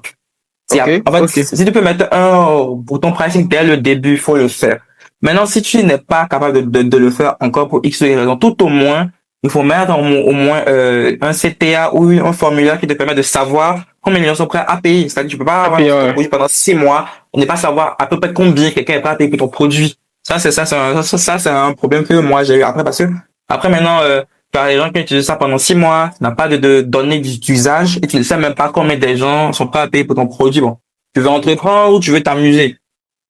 Moi, je m'amusais. Vous avez dit, je suis apprenti, tu vois. Donc, c'est quelque chose qu'il faut tout au moins savoir. C'est quelque chose qu'on a reçu tardivement dans l'application. Là, tu montes dans Molette, sur certaines interfaces, tu as des boutons il y a des fonctionnalités qu'on sait qui vont intéresser les gens, mais quand tu appuies sur la fonctionnalité, ça t'affiche un formulaire qui te demande qu'est-ce qui t'intéresse dans cette fonctionnalité et combien tu es prêt à payer pour. Mais ça, c'est tardivement, on l'a fait, c'est quelque chose qu'il faut faire dès le jour 1. Si tu peux, ça, j'ai dit, c'est le pire des cas. Donc, lancer une application où tu n'as pas de monétisation, ça, là, c'est, à moins, bien sûr, que tu fais de la charité. Si tu fais de la charité ou tu es ONG, y a pas de souci. Maintenant, si tu sais que tu veux en faire une entreprise dès le premier jour, normalement, il doit avoir un paywall, c'est-à-dire un espace pour payer. Littéralement. Maintenant, dans le pire des cas, si tu es trop nul, qu'il y ait au moins un formulaire pour que tu saches combien ils sont prêts à payer. Parce que même le formulaire, ça ne te garantit rien. Les gens, parce qu'ils aiment ta tête ou parce qu'ils ont aimé l'interface, peuvent te dire, ouais, je suis prêt à payer 2000 par mois pour ton produit. Mais dès que tu vas mettre le plan payant, cette même personne qui a pris le temps de remplir ton formulaire, parce que c'est même pas tout le monde qui va remplir ton formulaire. Même la personne qui a pris le temps de remplir ton formulaire, il va pas payer pour ça. Il va payer les 2000 là. Subitement, pour lui, ça va devenir trop cher lorsque maintenant il faut sortir sur son argent. Donc, même ça, ce n'est pas suffisant comme truc. Mais c'est vraiment, si tu es trop mauvais élève, il faut faire ça. Maintenant, si tu es nul, comme moi, je l'étais, faut lancer ça comme ça dans l'air. Il n'y a pas de problème. Arrête de bouffer après. Donc, voilà, ça, c'est vraiment les erreurs. La dernière erreur, je vais juste dire, bon, ça, c'est vraiment une erreur. C'est assez neutre. Faut quand même choisir avec qui s'associer aussi, parce que ça permet c'est vrai que c'est ça qui permet au projet d'avancer. Faut pas te mettre avec quelqu'un qui est trop impatient, quelqu'un qui n'a pas de patience quand les trucs ne prennent pas, quelqu'un qui, par exemple, quand on fait un truc le lundi, veut voir les résultats le mardi, ça va te stresser pour rien. Ouais. Ça va te stresser pour rien. Donc, ça, c'est principalement ça comme erreur, quoi. Donc, voilà un peu. Ok, merci pour les erreurs. Donc, on va passer maintenant aux leçons. Dans nos 3 leçons que tu as tirées de cette expérience du début de la genèse à aujourd'hui. Ok. En termes de leçons, bon, entreprendre, c'est dur, hein. Et surtout faire une startup, c'est pas évident. Le nombre de fois où tu es juste découragé parce que tu fais des efforts, ça ne donne pas, tu sors des trucs, les gens n'utilisent pas, etc. Ça peut vraiment décourager. Genre, il faut vraiment avoir un mental. Bon, moi, de base, je suis quelqu'un d'assez résilient, donc bon. Je m'attends pas toujours à ce que je fais de mon mieux dans ce que je fais, mais je m'attends pas forcément à ce que ça ait le résultat que moi je veux. Et je suis très ok avec ça. Comme ça, dès le début, je disais toujours que, si Molette pensait bien, si ça ne prend pas, c'est la vie. Parce que je vois qu'il y a des gens, quand ils veulent lancer des trucs, ils mettent tellement de cœur dedans, ils veulent forcément que le premier truc, ça marche, parce qu'ils sont matrixés par les start-upers de la Silicon Valley, dont ils ne maîtrisent pas vraiment l'histoire, je précise bien, ils ne maîtrisent pas du tout l'histoire. Et les gens, ils ne voient juste que le projet de la personne qui a pris Et c'est pour ça on le connaît. C'est ça que eux ils voient. Tous les projets qu'il a fait, qui ont foiré, généralement, ils ne voient pas. Il y a un de mes créateurs, un des créateurs tels que j'apprécie beaucoup, qui s'appelle Peter Level. Bon, Peter, en fait, c'est quelqu'un qui, c'est un dev, une particularité. Tout c'est ça, s'il peut être dans un seul fichier PHP. Tu vois, c'est pas quelqu'un qui a fait beaucoup de tech, qui a fait une école. Il a appris vraiment à coder sur YouTube dans les années 2010. Tu vois. Donc lui, jusqu'à aujourd'hui, tout ce qu'il a retenu, c'est qu'on peut faire par exemple dans un seul fichier PHP. Donc tout c'est ça, c'est ça. Il n'est pas là pour faire beaucoup d'architecture, non, il n'est pas dans ça. Donc lui, maintenant, c'est quelqu'un qui arrive, je crois, l'année dernière à Paris, puis quelqu'un qui arrivait quand même à faire quand même à peu près entre 500 000 et 1 million de dollars par mois grâce à plusieurs SaaS qui est tourné en fait.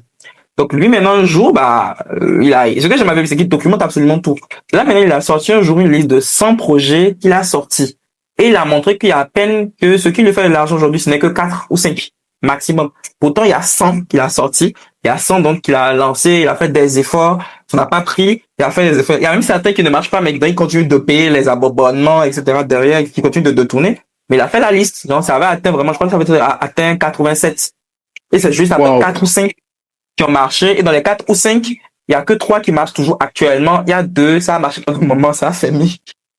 Donc, ça, c'est la réalité de l'entrepreneuriat. Parce qu'il y a des gens qui ont se focus que, ouais, aujourd'hui, il fait 500 000 dollars par mois. Mais la réalité derrière, c'est que c'est juste 3 projets sur les 100 qu'il a lancés qui sont dans cette étape. Et voilà. Et c'est une réalité avec laquelle il faut être OK. Il faut pas s'attendre forcément à ce que tu vas lancer, c'est ça qui va te rendre riche. Donc bon, c'est même si tu le fais pour de l'argent, même pour faire de l'argent, il faut avoir un peu de patience. Parce que ça ne va pas donner comme ça. Il faut aussi être très ouvert aussi à pivoter. Quand on parle de pivot, c'est-à-dire, peut-être tu peux avoir cerné un problème. La façon dont toi tu veux le résoudre, c'est pas la façon dont les gens veulent que tu le résoudre. En fait, c'est comme si tu remarques par exemple que tout le monde aime faire des omelettes, mais quand ils cassent les œufs, il y a des coquilles d'œufs qui se retrouvent dans la poêle. Ça, c'est le problème que tu as remarqué. Toi, peut-être ta solution, je sais pas, si tu as décidé de créer une application mobile pour aider la personne à vérifier que quand il y a des coquilles d'œufs en fait dans l'omelette, tu as vu le problème, tu as apporté une solution, c'est un fait. Ouais. Tu es d'accord que personne ne va l'utiliser ton application.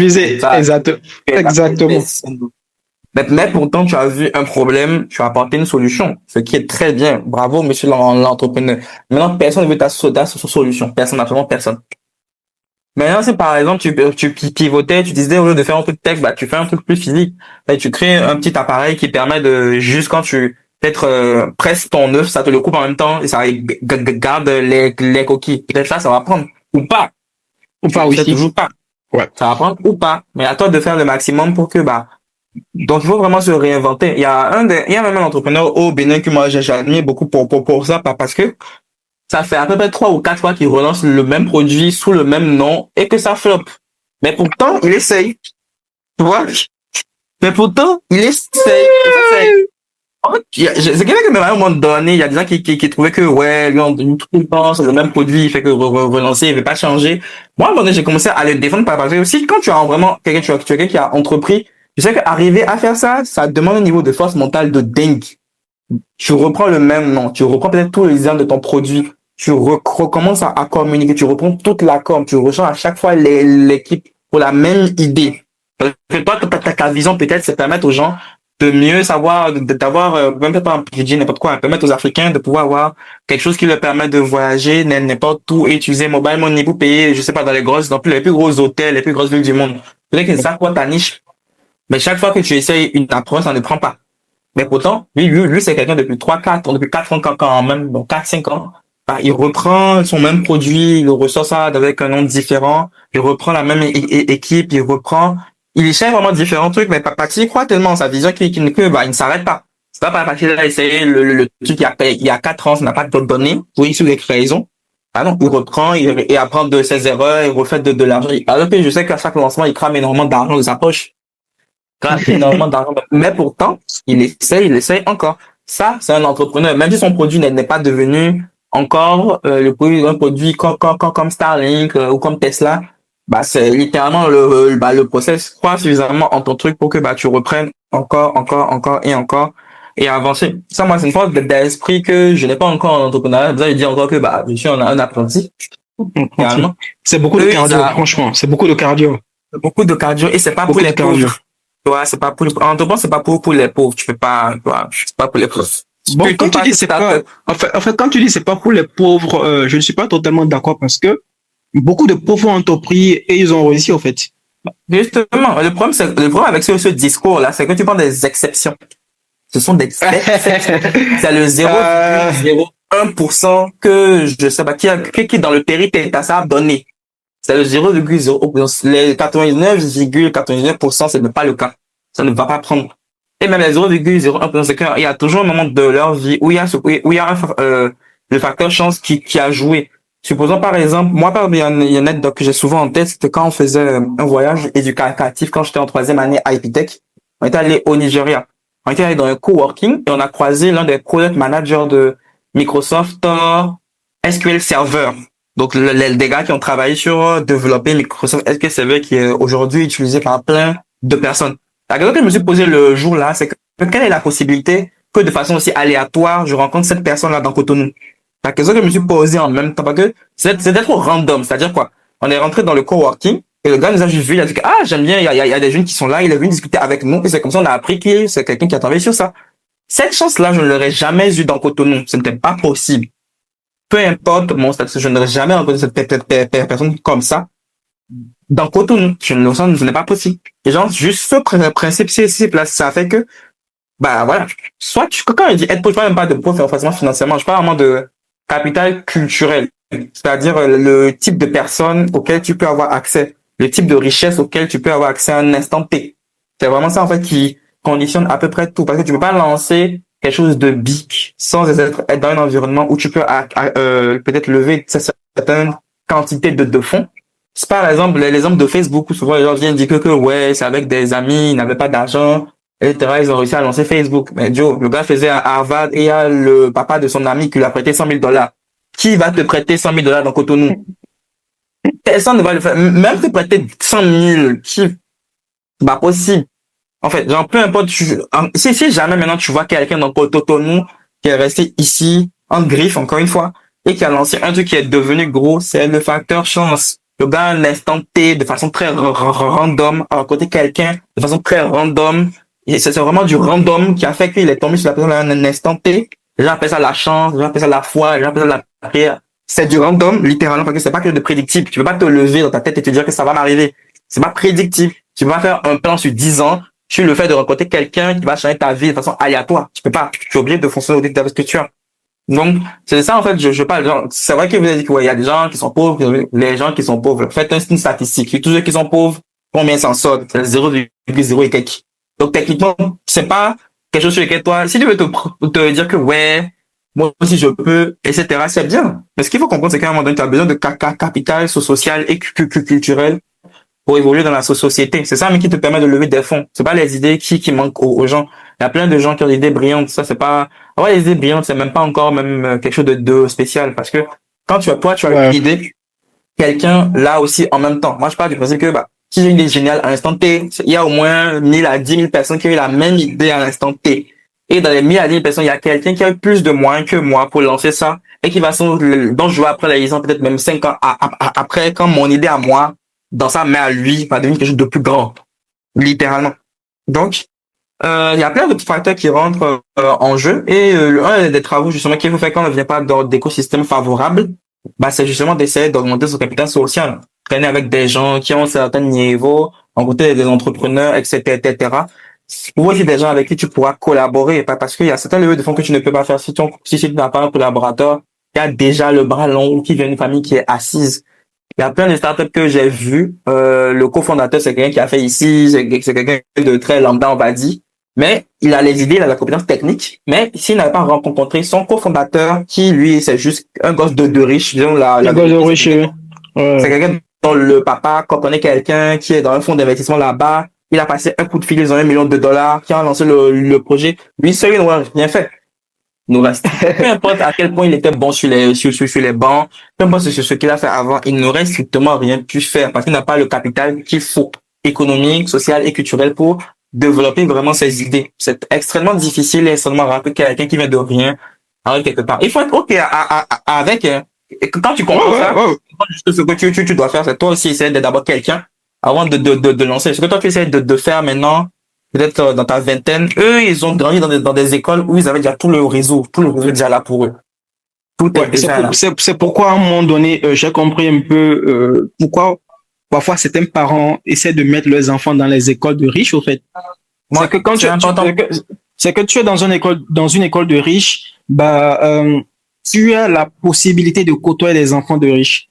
Les enfants de riches ont une certaine mentalité, un mindset, tu vois. Plus tu les côtoies, plus tu les ressembles, qui s'assemblent se ressemblent. Dans le bon côté des cas, hein, si c'est pas des gars qui sont des fumeurs, des gars qui se dorment, tout ça, tu vas vraiment en tirer gros. Et si tu es malin, tu peux vraiment rentrer dans le sexe social. Je dirais pas profiter d'eux, mais jouir de leurs avantages. Jouir de leurs avantages, tout simplement. Moi, par exemple, ça a été mon cas. Je n'ai pas eu beaucoup d'amis riches, mais j'avais quand même des amis qui avaient un certain niveau social. Tu vois, dans le quartier où j'étais, des personnes qui se démarquaient des autres. Tu vois, j'avais toujours eu cette chance-là de rencontrer de toujours tomber sur des personnes comme ça, qui, ont un plus. Et c'est comme ça que dans le quartier, pendant que tout le monde faisait des trucs là, moi, j'étais avec eux. Et parce que j'étais avec eux, ça m'a évité beaucoup de choses. Ça m'a évité d'enceinter une femme. Ça m'a évité de ne pas, parce que dans mon quartier, tous les gars, tous les filles sur qui je crochais sont tous des enfants. Un ou deux. Actuellement. Donc, ça m'a permis d'avoir mon bac, tout ça.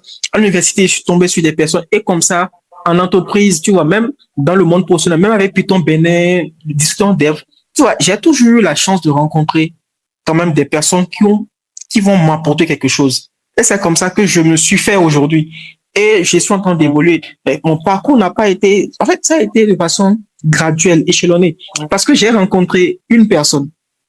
Ça a eu un impact sur ma vie. Si je n'avais pas rencontré cette personne, je serais pas là où je suis aujourd'hui. Voilà, tu vois.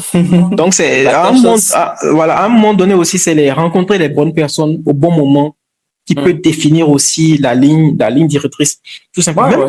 Même rencontrer la bonne copine, ça peut être une chance pour toi. Je te dis, rencontrer la bonne femme, c'est pas pour rien on dit que derrière un grand homme se trouve une grande femme. Joe, c'est pas pour rien on dit ça. Ou peut-être juste à côté, pas forcément derrière. Juste à côté. Peut-être juste à côté, donc. À côté, il y a pas de souci avec ça. Donc, c'est ce que je disais. Donc, c'est le capital. Il y a plein de choses qui conditionnent la capacité de quelqu'un à réussir et tout. Donc, voilà. Donc, partir du principe que, ouais, il y a des gens qui étaient plus pauvres que moi, qui s'en sont sortis, ouais, top. Voilà, quoi. Tu vois, mais quand tu entends les histoires, c'est tout des trucs random, tu vois. C'est peut-être quelqu'un, je sais pas, il était chauffeur de taxi, un jour dans le taxi, là, qu'on commençait à chanter une chanson, et puis la personne était producteur, comme par hasard, a dit que, ouais, ça me rappelle l'histoire du gars, Papa Nodé, Maman Nodé, ce qu'on a vu sur Speed. Lui, par exemple, je suis sûr que le matin, quand il s'est réveillé, là, il n'a jamais imaginé qu'elle allait être en face de Speed. Et le buzz qu'elle est derrière, et le buzz derrière tout ça, bon voilà, on sait ce que ça donne. Alors, parle-nous de la troisième leçon. Troisième leçon, je vais dire, faut savoir moi, je dis, faut s'en savoir s'entourer, hein. Je pense que c'est d'abord ça. La troisième leçon, c'est vraiment ça, faut savoir s'entourer quand je dis s'entourer de gens qui entreprennent véritablement. Parce qu'ils ont toujours des conseils ou, des choses, en fait, dont on ne peut pas forcément parler sur les réseaux. Moi, c'est ce que j'ai fini par comprendre. J'ai eu la chance de côtoyer quand même des personnes qui ont lancé des produits, qui ont revendu des boîtes, etc., et qui, des fois, même mis par terre des trucs sur Internet, hein. Mais quand on discute dans la vraie vie, il y a toujours un truc, en fait, que tu vas apprendre, et que toi, quand tu te dis, tu comprends qu'on pourrait pas dire ça sur Internet, quoi. On peut, par exemple, te raconter des dingueries qu'ils ont eu à faire avec l'argent de leur boîte, qui ont permis à la boîte de s'en sortir, parce qu'il fallait le faire pour s'en sortir. Mais ça, tu peux pas venir sur Internet et dire que c'est ce que tu as fait avec l'argent des gens. Tu peux pas dire ça, on appelle la cause à toi. Mais pour que la boîte tienne et pour que les gens soient satisfaits, tu as dû faire des manipulations un peu chelou. Mais ça, c'est le risque du métier. Il y a plein de petits trucs, des astuces de recrutement, comment ils ont recruté des personnes, comment ils ont rencontré des personnes de façon random, etc. Il y a pas mal de trucs qui t'apprennent. Et tu apprends que, il y a beaucoup d'humains dans l'entrepreneuriat. C'est vraiment beaucoup d'humains. C'est-à-dire, c'est l'énergie que les gens te renvoient. C'est aussi, parfois, je prends des risques. Tu vois une personne, tu ne sais absolument pas si votre collaboration va marcher. Mais un truc te dit, bah, vas-y, essaye, tu vois. Et comme par hasard, ça prend. Comme par hasard. Tu peux pas te lever maintenant et dire que, ouais, je savais que cette personne-là, ça allait marcher, tu savais pas. C'est juste un petit truc dans ta tête qui t'a dit, bon, essayons voir. Et tu as eu la chance, le petit truc, hein, c'était la voix de l'univers qui voulait t'aider un peu, tu vois. Tu as eu la chance, tu vois. Donc, il y a beaucoup de chance il y a beaucoup d'humains, il y a beaucoup de chance, il y a beaucoup de hasard. En fait, c'est pas, ce que moi j'appelle hasard, c'est quelque chose que tu ne pourrais pas t'asseoir et prédire ça tout court. C'est vraiment une variable très aléatoire qui est peut-être positive ou négative. C'est pas quelque chose que tu as forcément du contrôle, parce que tu vas prédire que ça va t'arriver tant positivement que négativement. Tu peux lancer un projet par exemple et comme par hasard, c'est au moment où tu as besoin d'un peu d'argent pour faire grossir le projet. Et subitement, il y a le montant que tu cherches, ça apparaît dans une offre pour un compte. Comme par hasard. Comme par hasard. Ça, tu peux pas prédire ça quand tu lances le projet. Quand tu fais ton projet, tu peux pas te dire que tu as besoin d'avoir d'argent à ce moment T. Tu peux pas aussi te dire que, bah, j'aurais besoin de ce grand, de telle personne, de telle boîte, de tel fonds, etc. Tu pourrais pas. Mais c'est un instant T, ça s'est présenté à toi, bah, tu dois donc pouvoir saisir l'opportunité et avancer. Okay. Donc, moi, c'est un peu ça. Il y a beaucoup d'énergie, il faut savoir bien s'entourer de gens qui entreprennent. Faut pas rester seul dans son coin. Faut vraiment écouter d'autres personnes. Parce que c'est pas tout forcément, on va dire, sur Internet ou dans une formation. Peut-être dans des formations qui sont très chères payées. Parce que souvent, les gens n'aiment pas payer des formations. Les entrepreneurs, je sais pas, ils aiment souffrir. Ils aiment souffrir, se casser eux-mêmes la tête et apprendre des trucs à la dure. Alors que si tu avais peut-être payé, je sais pas, 200 000, 300 000 de formation avec quelqu'un qui a rencontré les mêmes galères que toi, tu aurais économisé 6 mois à ta startup. Et les 6 mois là, c'est 6 mois d'argent qui ont été brûlés. Alors que tu aurais pu te donner 300 000 juste pour que ces 6 mois-là, tu ne les vives pas. Tu aurais pu. Ouais. Mais bon, vu que tu aimes souffrir, tu es parti te serrer le cou. Voilà. Donc, voilà un peu. Pour qu'à la fin, il puisse aussi écrire son livre, tout ça. Bon, c'était juste pour blaguer. C'est dommage que c'est dommage, ouais. Que tu sais, bah, c'est normal, c'est après les faits maintenant que tu sais ce qu'il fallait faire. C'est comme les joueurs de foot qui viennent dire après que ouais, tu aurais pu faire ça, tu aurais pu faire ci. Pourquoi quand tu étais dedans, t'as pas fait? Ça ne compte plus, alors là, on est en train de tendre vers la fin. J'aimerais que bon, il reste encore 2-3 questions. J'aimerais déjà que tu nous dises, bon, puisqu'on a parlé de beaucoup de réseaux, ok? Comment aujourd'hui, bon, déjà, je tiens à rappeler quand même que cette chaîne aussi est une source d'information, c'est une ressource aussi parce que j'invite aussi des entrepreneurs, des jeunes qui aussi font des expériences, tout ça. Donc, des gens qui nous suivent aussi peuvent capitaliser sur ce qu'on dit pour essayer d'éviter de faire un certain nombre de bêtises, tout ça. Alors, tout à l'heure, on a beaucoup parlé de réseau. Comment aujourd'hui tu penses qu'on peut se constituer un bon réseau? Je sais que tu es un expert LinkedIn, tout ça, mais j'aimerais quand même que tu en parles brièvement avant qu'on ne passe à la fin. Ok. Pour se faire un bon réseau, il y a plusieurs façons de le faire. Il y a des gens qui se sont plus à l'aise à se construire un réseau via Internet, c'est-à-dire en faisant du contenu. C'est-à-dire quand je dis faire du contenu, c'est partager juste ce que tu fais. Genre vraiment, c'est vraiment à terre. Si tu es en train de travailler sur un petit projet, bah, au fur et à mesure, tu prends juste l'habitude de partager un peu comment le projet il avance. Naturellement, à force, tu vas comprendre les codes de la personne parce que c'est aussi ça compte. C'est ça qui permet aux gens de te voir. Ça va, par exemple, comme sur LinkedIn, il faut toujours mettre des photos, peut-être des photos de toi de temps en temps. Il faut pas qu'il y ait en train de faire quelque chose, mais toujours dans le message, expliquer ce que tu fais, etc. Il y a des gens qui sont allés avec les réseaux. Il y a d'autres qui préféreront aller en physique. C'est-à-dire, ils n'ont pas envie que la tête soit partout sur Internet. Il n'y a pas de souci avec ça. Même si tu n'aimes pas Internet, donc, bah, ça veut dire que, donc, tu dois donc te concentrer sur avoir un réseau en physique. Et les réseaux en physique, c'est comment? Bah, en allant à des événements, en t'habillant bien, en s'entendant bon, en allant à des événements, en sachant qui est à l'événement et qui tu veux approcher, faut pas aller aux événements de façon random et tout. Et quand tu veux approcher les gens, bah, faut savoir ce que tu veux leur apporter. Faut toujours savoir ça à l'avant. Si par exemple tu es développeur et tu veux te faire un réseau, par exemple, pour avoir de meilleures missions, bah, tu sais que donc quand tu vas dans certains événements, alors des événements tech. Moi, je dis toujours ça. La plupart des vrais clients, tu les auras pas dans des environnements tech parce que c'est pas vraiment des gens de ton domaine. Parce que si tu vas dans un événement tech, je sais pas, tu veux peut-être avoir des clients dev, c'est ça? Toi, c'est d'autres devs que tu vas avoir comme clients. Eux, c'est clients, non? Là, vous allez tous dans le même événement, hein. C'est pas là-bas, tu vas avoir des clients. Eux, ils sont devs avec toi. Toi, eux, ils cherchent, toi, tu cherches. Tu vas faire comment? Je sais pas. Là, si tu vas avoir des clients, bah, pour se dire, pour aller boire bière avec quelqu'un, pour, quand il y a une petite soirée, ou une soirée de gala, habille-toi bien, bah, sors, discute avec les gens, intéresse-toi à ce qu'ils font. Ok, c'est ok, ça. tu t'intéresses à ce qu'ils font et tu vois comment tu peux les aider. Moi, la plupart des relations plutôt intéressantes que j'ai eues, c'est littéralement ça. On se croise comme moi, j'avais fait des blagues éclatées au sol. Ça, c'est mon métier. Donc, bah, voilà. Si quelqu'un a le même type d'humour bête que le mien, bah, le courant souvent passe vite. Donc, bon. On discute, je vois ce que la personne fait, bah, je lui dis que, moi, j'ai fait ci, j'ai fait ça, je peux peut-être aider si la personne veut. Si la personne veut. Et puis après, ça crée des relations. Donc, bah, c'est tout. Faut toujours savoir ce qu'on peut apporter aussi aux gens. Que ce soit en ligne, sur Internet, quand tu fais du contenu, faut savoir ce que tu vas apporter comme valeur avec ton contenu. Dans la vraie vie, c'est pareil. Quand tu parles avec les gens, écoute-les, intéresse-toi à ce qu'ils font. Moi, je suis passionné par les gens. Genre, je suis quelqu'un, tu peux m'accompagner ta vie pendant tout le soir. Je peux rester là assis jusqu'au matin, si j'ai du boulot. Tant qu'il y a le béret, moi, je suis disponible. Il n'y a pas de problème, tu vois. Après, ça fait que les gens m'apprécient et après, on peut travailler. Mais voilà. Plus tu t'intéresses aux gens et que tu leur montres en quoi tu peux leur être utile, à un moment donné, ça peut te donner. C'est vraiment de façon terre à terre, c'est ça. Faut soigner sa façon d'être, sa façon de se présenter, sa façon de parler, sa façon de s'habiller, etc. Et c'est tout. Vraiment terre à terre. Il n'y a pas 36 solutions. Soit tu le fais en ligne, soit tu le fais en physique, soit tu fais les deux. Tu choisis. Et je peux pas dire qu'il y a de meilleurs moyens que d'autres. Je vais pas le dire. Ça va dépendre de qui tu es exposé. Tout dépend aussi de qui tu es, par exemple. Alors, merci quand même pour cette astuce. Merci pour cette astuce parce que tu vois, la plupart des devs, on n'aime pas sortir. On est tout le temps chez nous à la maison et tout. Moi, je suis le grand exemple. Aujourd'hui, je ne sors pas du tout. Je ne sors pas du tout. J'en suis pas fier et tout. Mais bon, je travaille. Bon, il faut aussi avouer que j'ai un emploi de temps très très chargé et qui me permet pas du tout de sortir. Ouais. Qui me permet pas du tout de sortir. Doser, hein. Il faut doser. Tu vois, là actuellement, là actuellement, je suis en master. Tu vois, j'ai des cours du soir. Donc aujourd'hui, il n'y a pas cours. C'est pourquoi on fait ça aujourd'hui. En fait, si il y avait cours, j'allais dire 22h30 parce que tu te rappelles, la semaine dernière, je disais 22h30. Ouais. Parce qu'il fallait quitter le cours et venir, tu vois, et tout. Donc, c'est parce que je sais pas cours, ils n'ont pas programmé cours aujourd'hui qu'on a pu le faire. Sinon, c'était pas possible et tout.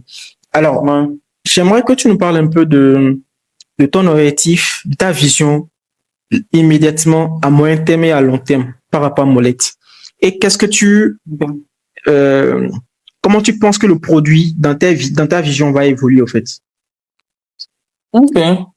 L'idée derrière Molette, en fait, c'était de pouvoir créer un outil adapté à nos réalités en Afrique qui permette aux gens, moi, ma vision globale, genre, c'est même pas spécifique même à Molette, c'est vraiment de pouvoir créer des outils qui permettent aux gens de tirer le maximum de valeur de ce qu'ils gagnent de leur argent. Moi, c'est comme ça que j'ai fini par formuler ça, même en début de la discussion, c'est ce que j'avais dit. J'ai vraiment à aider les gens vraiment de mon âge, la Gen Z, à tirer un maximum de profit de leur argent. Les simplifier l'achat. Et ça couvre assez de domaines. Soit les aider à mieux gérer leur argent, les aider à investir, les aider à fructifier ce qu'ils ont, que ce soit les aider à payer plus facilement en ligne, que ce soit les accompagner quand ils voyagent, pour qu'ils n'aient pas à faire 52 000 manipulations avant de pouvoir juste acheter à l'étranger. Des trucs du genre, moi, c'est ce qui me parle, en fait. Donc, avec Molette, maintenant, l'idée, en fait, c'est de permettre facilement aux gens en Afrique, de l'Ouest francophone ou à ceux qui utilisent beaucoup mobile money, de pouvoir vraiment suivre leur argent et créer une certaine discipline financière. Donc, comment on dépense vraiment pour pouvoir déjà avoir une vue de ce qu'ils peuvent faire avec leur argent. Et peut-être maintenant étendre ça aussi à d'autres secteurs d'activité. On sait jamais. Je parlais plutôt des marchands mobile money ou des gens qui ont plusieurs marchands qui travaillent pour eux, le permettre de les suivre plus facilement, etc. Donc là, à court terme, c'est déjà se focus dessus. Déjà, comment on peut aider les gens en s'adaptant à nos réalités à pouvoir mieux suivre leurs finances. C'est vraiment sur ça, moi, on veut aller. Donc, on ne sait pas si on va pivoter dans les prochains mois. Dans les prochains mois, ce sera assez décisif de savoir ce qu'on va faire avec. Moi, je sais pas si dans les 6 prochains mois, on ne trouve pas encore la bonne formule pour pouvoir faire entrer de l'argent. Moi, je dis que, voilà, soit je vais mettre le code de Molette en open source. Bon, non, ça sera trop gratuit, j'avoue. Ça va être trop gratuit. Les gens qui veulent faire, du crédit score vont vouloir se l'arracher. Donc, bon, ça, on verra. Donc, de façon globale, c'est ça. Mais sur les 6 prochains mois, c'est voir ce qu'on peut faire avec. Est-ce qu'on parviendra à monétiser suffisamment le produit pour qu'il ait vraiment de l'avenir? Ça, on le verra. Moi, je sais pas. Ça peut marcher comme ça peut échouer et tout. Donc, voilà, un peu. Là, c'est vraiment tester encore un maximum de choses, vu qu'on aura un peu d'argent qui va rentrer, et voir où ça peut nous mener. Donc ça, c'est vraiment ça les 6 prochains mois. Voilà. Ok. Alors, pour finir, est-ce que tu as un mot de fin à adresser à ceux qui nous suivent, à ceux qui hésitent encore à se lancer et tout? Est-ce que tu as un mot de fin? Une phrase ou bien un conseil à nous donner, tout simplement? Bon, je vais peut-être répéter. C'est un truc que je disais à une amie dans la semaine et tout, qui essaye d'entreprendre et bon, ça lui serrait son coup dernièrement. Et bah je lui disais juste que bah le premier truc que tu vas faire, bah ça la probabilité que ça flop est à peu près est très proche de 100%, tu vois. Donc le premier truc que tu vas lancer, ça va échouer. T'inquiète. Autant échouer vite. Donc si tu veux faire un truc, si tu veux peut-être entreprendre, lancer une startup ou peut-être même apprendre à lancer une startup, parce qu'il faut être aussi OK avec ça. J'ai l'impression, c'est pas tout ce que tu vas lancer qui a façon pour vocation de devenir une multinationale. C'est pas ça le but. Soyez OK avec le fait de lancer des trucs aussi pour essayer. Moi, je suis très OK avec. Parce qu'il y a certaines personnes qui vont venir dire que ouais, tu as lancé le truc et que tu le prends pas assez au sérieux. C'est à toi de savoir si, à l'instant T dans ta vie, tu es toi-même prêt à prendre quelque chose beaucoup trop au sérieux. En fait, c'est vraiment à toi de laisser savoir. Si tu sais que, à tu veux apprendre à faire quelque chose, il ne faut pas avoir de souci à juste essayer. On a le droit à essayer. On a le droit de faire des choses pour que ça échoue. C'est aussi OK. C'est aussi OK. Pas forcément que quand tu commences, tu te dis que ça va forcément échouer. Tu fais de ton mieux. Mais il faut aussi être assez réaliste pour savoir voir que ça va pas parce que tu as mis tout ton cœur, tu t'es concentré sur le projet à seul, que ça va forcément prendre. Ça ne doit pas te limiter dans le fait de te décider à lancer quelque chose. Ça peut prendre, comme ça peut échouer. Ça peut être le même projet que tu vas relancer une dizaine de fois aussi jusqu'à ce que tu trouves la bonne approche. Le plus important, c'est de savoir changer d'opinion, changer d'avis. C'est très con de voir que là où tu vas, ça ne marche pas, mais de vouloir t'entêter quand même. C'est vrai que les gens aiment vanter l'admiration. Ils ont de l'admiration pour les gens qui n'abandonnent pas, qui essayent, surtout en Afrique de l'Ouest. Il y a des gens, ils voient que tout le monde voit que l'idée elle est bête. Toi-même, tu vois que là où tu vas avec l'idée là, ça va pas te donner. En fait, souvent, c'est même pas que l'idée en elle est belle, mais la façon de faire ne donne pas. Faut être très OK avec le fait de changer d'avis. Faut être OK avec le fait que bah je me suis trompé. Ouais. Faut être OK avec ça, il y a aucun souci, il y a vraiment aucun souci. Moi, j'ai pas de problème et c'est comme ça on grandit. Et c'est comme ça on grandit, au fait. Et c'est comme ça on grandit. Et c'est comme ça on grandit. Comme ça, on grandit. Moi, j'ai pas de souci à changer d'avis. D'ailleurs, j'ai l'impression que, bah, quand ils ont dit A le lundi, ils veulent continuer à dire A toute leur vie. Ah, moi, papa dit A le lundi, et le lundi soir, j'ai vu que mon A là, ce n'était pas très malin, hein. Le mardi, je vais commencer à dire B. Il y a aucun souci. Il y a pas de problème. Si tu vas dire que, ouais, je suis pas quelqu'un de constant, aïe. La vie, elle n'est pas constante. Moi-même, j'évolue. Ce que je pensais avant, ce que je savais avant, c'est pas ce que je sais aujourd'hui. Et vu ce que je sais aujourd'hui, je ne peux plus me permettre de réfléchir, agir ou penser comme ce que je faisais avant. Et il n'y a pas de souci avec ça. S'il y a des gens qui, voilà, faut pas, faut pas avoir peur, en fait, de faire des erreurs. C'est vraiment tout. Et tout, faut pas aussi avoir peur que les gens disent que tu es trop éparpillé, que tu fais trop de trucs à la fois. Ah, moi, c'est en faisant beaucoup de choses à la fois que tu finis par trouver ce qui t'arrange. Il y a Exactement. il y a une de mes entrepreneuses préférées qui s'appelle Ire Aderinoku. Actuellement, elle est VC investisseuse. C'est une tantine qui est dans la tech. C'est de base une développeuse qui est arrivée très bien dans sa carrière, qui après est allée dans l'entrepreneuriat et qui maintenant est investisseuse et tout. Elle a dit que, bah, parfois, en fait, elle avait souvent l'étiquette d'être perçue comme quelqu'un qui fait à peu près tout dans sa vie. Parce que de base, c'est quelqu'un qui a fait du droit. Elle a fait du droit, après elle a fait de l'art, après elle est venue dans la tech, elle était développeuse front-end, après le design UI, UX l'a plu, après c'est lancé startup, après c'est gérer des équipes, après c'était plein de trucs et tout. Et souvent, en anglais on dit quoi, Jack of all trades and master of nothing. C'est-à-dire que bon, tu fais plein de trucs, mais tu n'es bon dans rien. Mais la situation complexe, c'est que bah tu fais plein de trucs. Et peut-être tu es un peu bon à tout, parce que il y a certains postes qui ne te demandent pas d'être forcément bon dans un truc spécifique. Et il faut être OK avec ça. Il y a certaines auteurs, tu as besoin d'être bon dans un domaine précis. C'est peut-être d'avoir un maximum de moyennes notions dans plein de trucs, qui fait que tu es la meilleure personne pour accomplir un projet ou une vision. Encore une fois, il faut être OK avec ça. Donc, moi, c'est un peu ça. Faut être OK avec soi-même, faut tester, et voilà, quoi. Ok, merci Junior du temps que tu as passé avec moi. Tu nous as permis de comprendre un peu quelques notions sur l'entrepreneuriat en termes de mindset tu as déconstruit un peu quelques idées préconçues que nous avons. C'est déjà très bien. Je pense que ça va aider quand même pas mal de personnes. Et tu nous as parlé de Molette, qui est quand même une solution assez sexy, assez top, qui permet quand même de gérer ses finances via mobile money et tout. Bon, aujourd'hui, ce qui est sûr, aujourd'hui, tout le monde a Android. Dommage qu'on l'a pas sur iOS et tout. Ouais, j'espère que les prochaines semaines, les prochains mois, on aura quand même une release, tout ça. Ouais, on va essayer. Bon, avec les fonds qui viennent, donc j'espère que le budget. Amen. Vous pouvez prendre un développeur pour travailler là-dessus. Donc, nous sommes à la fin de ce podcast. Les amis, j'espère que ça vous a plu. J'espère que vous avez appris pas mal de choses. J'espère que ceux qui ont Android vont pouvoir tester Molette et tout. Donc, n'hésitez pas à vous abonner. C'est vraiment important. Abonnez-vous et activez la cloche de notification. Et surtout, lâchez un pouce bleu pour nous encourager. Voilà. Et aussi, aider YouTube à nous retrouver parce que quand on tape Build from Africa, on n'est pas encore dans le top, quoi. On est encore caché. Il faut vraiment... ça va venir. Voilà, il faut vraiment faire des recherches vraiment spécifiques pour nous voir et tout. Donc, voilà. Alors, merci Junior et à plus. Ouais, il y a pas de souci. Merci beaucoup pour l'invitation. Ça m'a vraiment fait plaisir. Ouais.